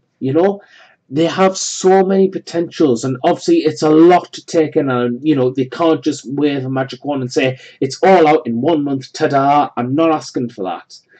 But when we're getting the 7th Batman or the 7th Joker set, yeah, but that's exactly what I mean. People have been waiting for magic. People have been waiting for Justice League Dark. It's like when Justice League Dark was announced, basically, with the Magic release, and you had the majority of Justice League Dark miniatures, 3 to 4 players in my club went, right, I want to do that. This is what I mean, though. People want their things. Now they're getting them. They're getting funds in. Knights Models are getting money for it. Yeah, exactly. See, I understand that they've got a lot of licenses, and they've got a lot of licenses to punch through. So I'm not expecting Knights Models to get a wand and just go, ta-da, everything you ever wanted, all in 1 month, have fun. It would take time, and I get that. But they have all these licenses, and they can't seem to flip. Like, the BTAS license, people are wanting a Mark Hamill Joker. I'm wanting a Sub-Zero Mr. Freeze.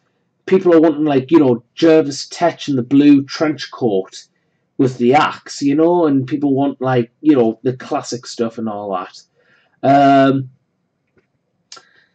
You know, they have so many things, and like I say, when they release another Batman or another Joker set that nobody really asked for, that holds people back from purchasing anymore. Like, yes, okay, Joker sells, but we're at a position now where we have to question: are they selling? Because nobody's asking for yet another Joker set. Now, I get it with new resins and stuff, and they're re-updating the old sculpts and stuff. I totally understand why they made a new Joker set first. No, I've got no problems against that. But it's when, like, before, in first edition, where it's like, we've got Arkham Knight Harley, and then we've got another Harley set that's just another Joker set. It's like, did anyone really ask for that? Did they really? Or did they ask for Scarface for the 27th time? Or did they ask for Man-Bat the 32nd time? That's not even a thing. The 32nd time. You know what I mean? It's, you know, why not have some more Gotham stuff, you know? Like, I seriously would. If they made a Gotham Maroni with as a starter set, I would want it with a shotgun, a double barrel shotgun. I shit you not, I would start Maroni. I love the actor who. I love the performance of the actor who played Maroni in that one. That was fantastic. Absolutely pinpoint. Mwah, motto bene. If they gave him a double barrel shotgun and went, right, here's Maroni, I'd buy it. I would honestly buy it. And not only just would it support Maroni, but his goons and Tweedledee Tweedledum and stuff can support Maroni as well. You know, it's all interchangeable. You know what I mean? You know, they have so many franchise. They have so many things. They don't need yet another hero or yet another. Like, as much as I like the new Nightwing and stuff, I love the new Nightwing, and I think it's great. But did they need another one when they just released the Arkham Knight Nightwing? You know, and don't get us wrong, the Nightwing they have at the moment, it's beautiful. The new resin one is beautiful. It's fantastic. It looks great on the table. I'm not begrudged against it, but people want Condiment King. As weird as that sounds, people want Condiment King. They want Scarface. They want. I think we're starting to see, especially on multiple Facebook groups and forums now, people are wanting the Batman game to not once again become the Batman game, but they want more of a focus on the Batman stuff because we don't have all the Batman stuff yet for, well, what is now called the Batman Miniatures, well, what's always been called the Batman Miniatures game, you know? It is a tough choice, and it is apples and oranges at the end of the day, but when people for years have been asking for a Man-Bat or Condiment King, I don't know why people want Condiment King, but I assume it'll be a fun sculpt and, you know, let's fire some mayonnaise and ketchup at our enemies. Okay, I'll admit, that's funny. I'd go for that. But people want Condiment King, people want Scarface and the Ventriloquist, and they want Man-Bat. And I will fully support any Batman releases because for the Batman Miniatures game, because people want Batman.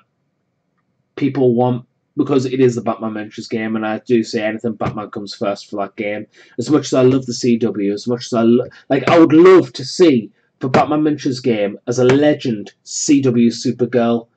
I would happily, I would like. I've got a Brave and Bold crew, only because I got like Ben Affleck's Batman. I thought, you know what, it'll be fun just to do this and this and this and this, and I end up making up a list with the new Batman resin kit, with the assault rifle swapman, with Arrow and Diggle.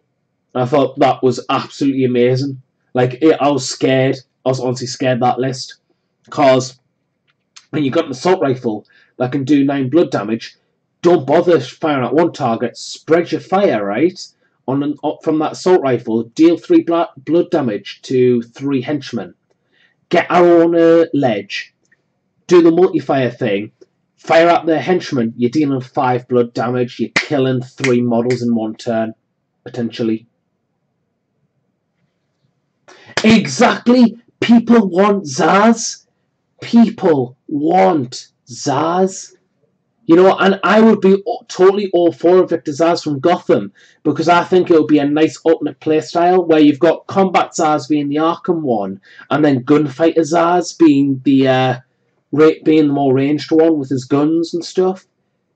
You know what I mean? People want these things, but we're getting another Batman or we're getting another Joker instead. You know what I mean? I'm not saying it's bad that we're getting another Batman or another Joker, but people want their Arkham. Like, I want to see a new Clayface with totally updated rules. I want to see like an Arkham City Clayface with totally updated rules, where he might be more expensive, he might be 150 reputation, but he's an absolute tank, because that's what Clayface is. You know what I mean? Like, I don't know, give him one vulnerability to cold. Now, I admit that's me being biased, but I'm just thinking from the Arkham City video game when you threw the ice grenades, he did not take well to those ice grenades, and you could physically see that those ice grenades do him harm. You know what I mean? Yeah, transforming Clayface, exactly. You know, Clayface, Clayface, I feel, needs an overhaul in the rules, because he, as much as I like the sculpt and as much as I like that model, he does okay against henchmen, which he's a big model. He's supposed to be like more of a henchman tanker, but he still can just drop too easily for who he is, if that makes sense. You know, Clayface doesn't go, oh look, an assault rifle, I'm dead. No, he just absorbs it and just goes, well, what was that? You know what I mean? He just looks at himself and like, that kind of tickled, I think. You know, he needs an overhaul, I feel.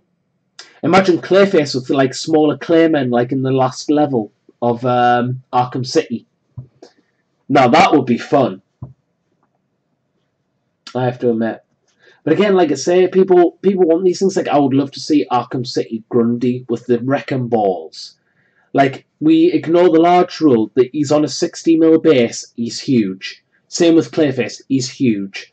I would love to see Arkham Knight Croc huge, because they've already introduced the huge rule. They may as well play on it, give us more huge models, you know?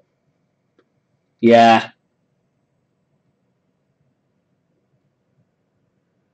Yeah. Clayface model has suffered a scare. I mean, admittedly, he is in like a very crouched pose, but I would love to rather see. It's like Mech Eddie, as I call him, the Riddler and the Giant Mech. He's got large, he's on the 40mm base, but I noticed when they released second edition, he was clean off the shelves.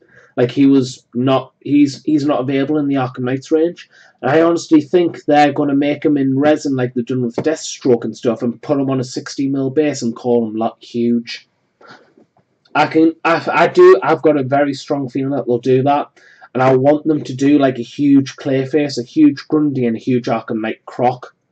Because I think those would be absolutely beautiful sculpts, beautiful models, and they'd be terrifying to fight on the board.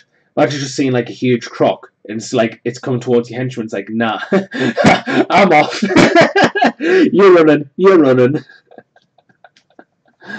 You know, like I say, I'm not against Knights models. I love Knights models because they've made the best game, or the best game to my vision of perfect balance. So that's why I guess I'm just passionate, you know. I don't want to see this game to fail. I don't want to see this game to just fall under and just die, you know what I mean? It holds a special place to us because they made the Mr. Freeze gang. Now, say another game company picked up the license for a Batman skirmish game. Would I have the same, not resource, would I have the same confidence that they would make a Freeze gang? No. You know, it's one of those things, you know what I mean? I don't want to see Knights models fall, and I don't want to see them. I want to see them do more and I want to see them, I see them engage the community, but I would like to see them stick to the guns and actually, like, you know, make the releases. Yeah, animated series Clayface was fantastic. Yes.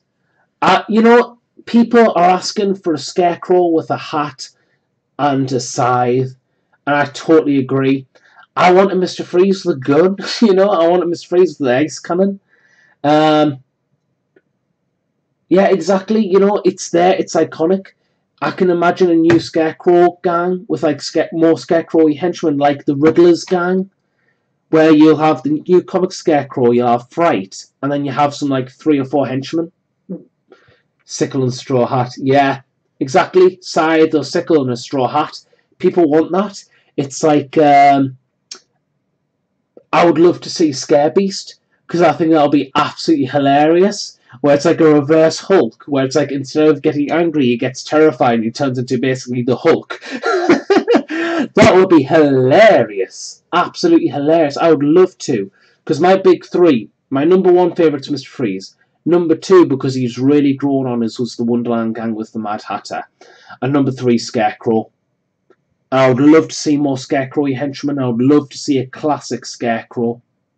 Totally agree with you. Absolutely 110%. But again, that would just add more to like Batman, and I think, that would be great. Yeah, Injustice Scarecrow. You're exactly right. Exactly the same game mechanics. You've got like a more normal sciencey white lab coat Robert England, and then you've got Nightmare Robert England. Yes, I do agree. Fully agree with you, man. I do agree. That will be that will be a very interesting mechanic. He's like, I would like to see more faction specific objectives because I reckon Joker's got his laughing gas. But what if Scarecrow had his fear toxin objectives? What if Freeze had like cryoblast objectives? What if Riddler? Well, Riddler technically does and doesn't. He has his own objectives. We know about Riddler. But what about Gotham City Sirens? She could have like plants, more plants. She's meant to be the garden gang, Exactly. They've got so many ways to go with it. So why are we getting more Joker and Batman releases? And I'm not against Batman. It's the Batman Adventures game. I totally get why they're doing Batman and Joker because they're the big ones. But if that's all people were going to play against, people would get bored. It's the same what happens in 40k. People get bored of fighting Space Marines all the time, so either one person picks up Xenos, or they just walk away from the game and come back at a later time. And it's the same, and Batman should be held to no different. People don't want to just fight Joker with Batman. They want to fight. They want to fight Arrow. They want to fight against Maroni and Falcone. They want to fight against Mr. Freeze. They want to fight against Scarecrow. They don't want to see 50 Shades of Joker. You know what I mean? 50 Shades of Mr. J. But that's just me. Like I say, I'm not saying they shouldn't do Joker releases or anything. I just think maybe hold it back for a bit, concentrate on all the others, and maybe do like 1 or 2 Joker releases, but don't release them. Hold them back. Hold the sculpts back. Make the molds carefully, not carefully, but put them away in storage and stuff like that, as in make the molds and stuff, but put them in a warehouse or something. Then once you've given all the other factions like support, just come in with a massive wave of Joker, and everyone will be happy because everyone's already got their stuff, and then Joker gets a new boost, and that certainly will bring new players into the game. It doesn't feel like anyone would feel starved, if that makes sense, like some people are feeling now. Like I say, I'm not saying like what Knights models are doing are wrong, or horrible. Or, I'm not saying bad things, and I'm not trying to critique them for the sake of critique or just to be a dick and stuff like that. I'm just saying genuinely, we all love the game, whether we're from Arkham City Limits, the Deadpool, Daka Daka, Bella Lost Souls, Spiky Bits, Long War, Spiky Bits as hobbies, etc., etc. People who play the game love the game. Yeah, exactly. You know what I mean? Now, admittedly, I don't know if they're going to resculpt all the Joker henchmen, because that's an interesting point, you know what I mean? It's, like I say, I'm not against Joker releases. I mean, I have my own Joker gang, but what I would love to see? Generic Titan thugs. Just give us like 1 or 2 in different poses. and I think that will be a nice way of boosting gangs that don't have stuff like heavy hitters or don't want to invest as heavy in heavy hitters like into Croc or into Clayface. You know what I mean? I think they're a good middle ground for brawlers. You know, just stuff like that they've got. Like, I would love, absolutely love, for generic henchmen, I would love to see Wonder City robots. I would love to put some robots, like those sorts of robots, with my freeze gang. I would literally, I wouldn't even paint them the official paint schemes. I would paint them like proper, like Arctic cold kind of thing. Ah, Wonder City robots would be absolutely my jam. I love the steampunk robots. I don't even care if like they would die easily. It's just robots with Mr. Freeze. Yeah, I like that. But yeah, you know what I mean. I do agree with you. It's like they do have every weapon in the game twice, but and I know that they're the ones that are supposed to sell, but are they selling? I think that's my question. Are they actually selling? The start set will be selling, but are the Arkham Legends stuff selling? I guess that's my not great, but my question. Right, okay, so the paint has dried, so we're going to do some highlighting. Oh, sugar, sugar, honey, iced tea. Oh, sugar, sugar, honey, iced tea. I think this is the first time I've used this pot as well, because I'm not seeing any dry paint. This is going to be fun. Yes, I know, straight out the pot, I'm literally worse than the Dark Lord, who shall not be named.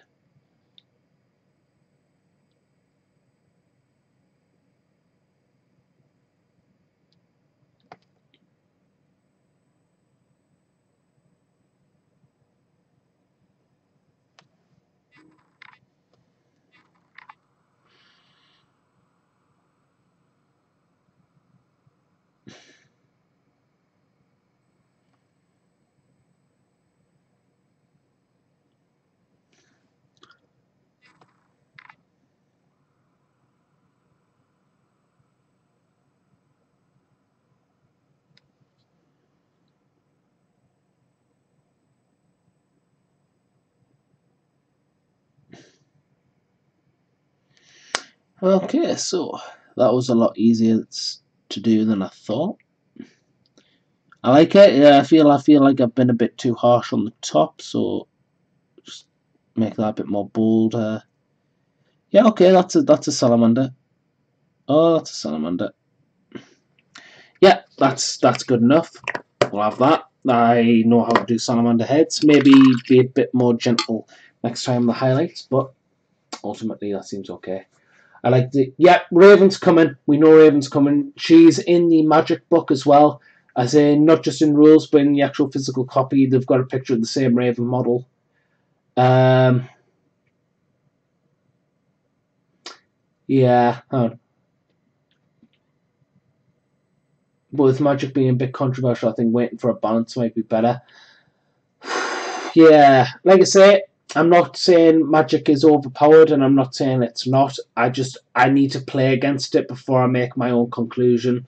Because it's like back in the day when speedsters were announced and everyone said, "Oh, they're going to break the game," and they didn't. So I don't know. Like I say, I'd rather experience it before I give my opinion. Balance. I have no idea how to really balance it per se. It's because I haven't played against it. I don't really know. But we're also talking about like how soon would we get a balance patch? If it is broken and if it is overpowered, how long or how long are we waiting for it to get like totally 110% proofread and balanced? I would honestly, I would like to see more villains. I would like to see more villain casters. Like Raven, I've got no problem with because people want Raven for Teen Titans. I get that. That's totally fair. I get that. And people have seen the Raven model in the rule books and stuff. People want her. I've got, Knights models release it. Come on. People want their Ravens with their Starfires and Cyborgs and Dick Graysons and stuff. Just do it. Do it. So just do it. But I would like to see more villain, more more villain sorcerers like Damien Dark. Easily, Damien Dark with some Tiger Guard. Oh, sorry, not Tiger Hive guards, and then put them in militia. So then you've got a magic-based leader as well for the villains. That'll be cool. Damien Dark, like I say, Vandal Savage maybe. I'm not sure if he's magic or not. He's pseudo magic. I don't know. But yeah, like I say,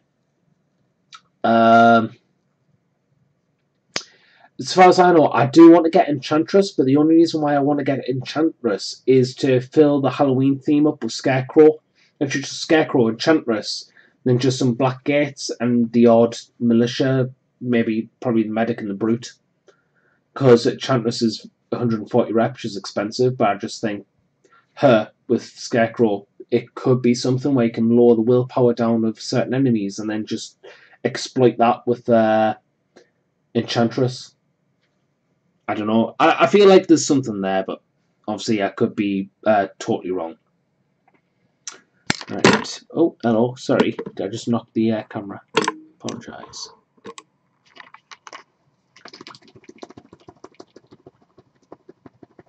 Scarecrow and Grundy is my goat. Yes. Admittedly, I do want the Solomon Grundy model. I do want the Solomon Grundy model. I do want to get the model, and I will one day. But yeah, Grundy. It's like the only thing that I miss about Tetch not being a free agent anymore is that I never got the chance to do a Tetch and Crane combo. But that's it. Yeah.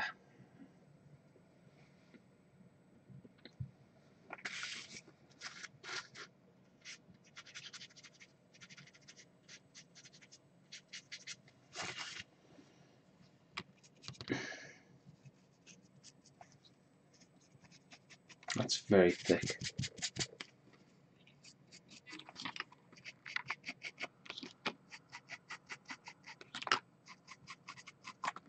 But again, it just picks up really easily, I suppose, if you just let it naturally get where it wants to go. And then same one here.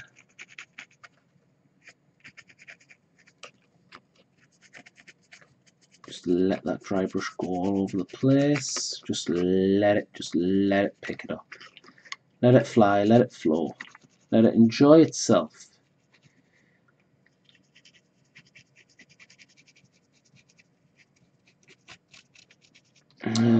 Yeah, okay. Then we'll wash that.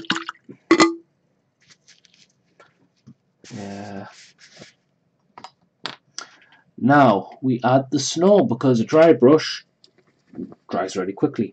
Now we add the snow to fill in the gaps, or basically to fill everything.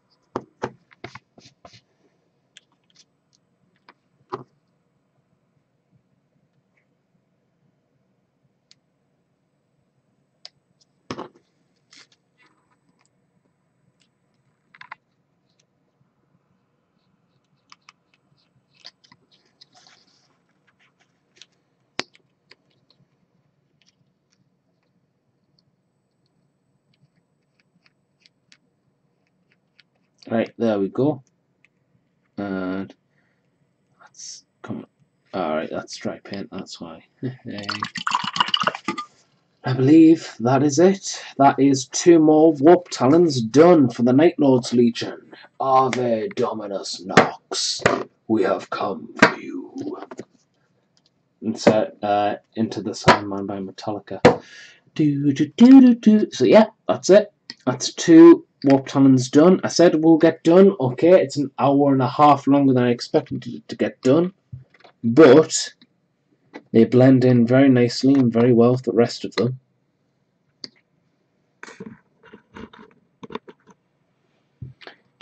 Now we just have 1 more to do, and we have the champion to finish off with freehand work and obviously all the other stuff. But yeah, that's it really, guys. Thank you for watching and thank you for sticking around.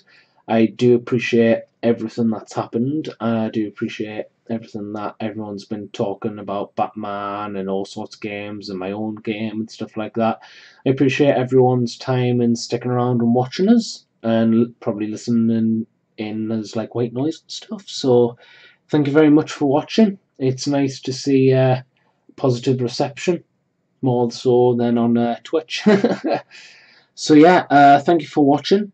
If you enjoyed this live paint stream and you want to see more or you want to hang out a bit more and stuff, then please just hit the subscribe button and hit that notification button as well, so that you can always be kept updated, kept updated on when I'm streaming next or when I'm uploading hopefully more content in the new year.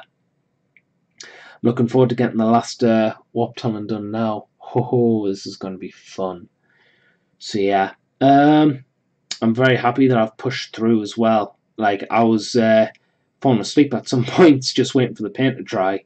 So we're literally watching paint dry. Well, didn't expect to say that today.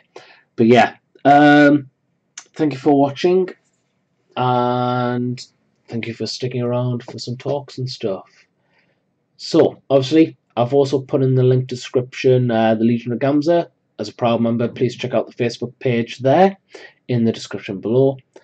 And thank you for watching. This is the Warp Forge signing out. And remember, keep on forging.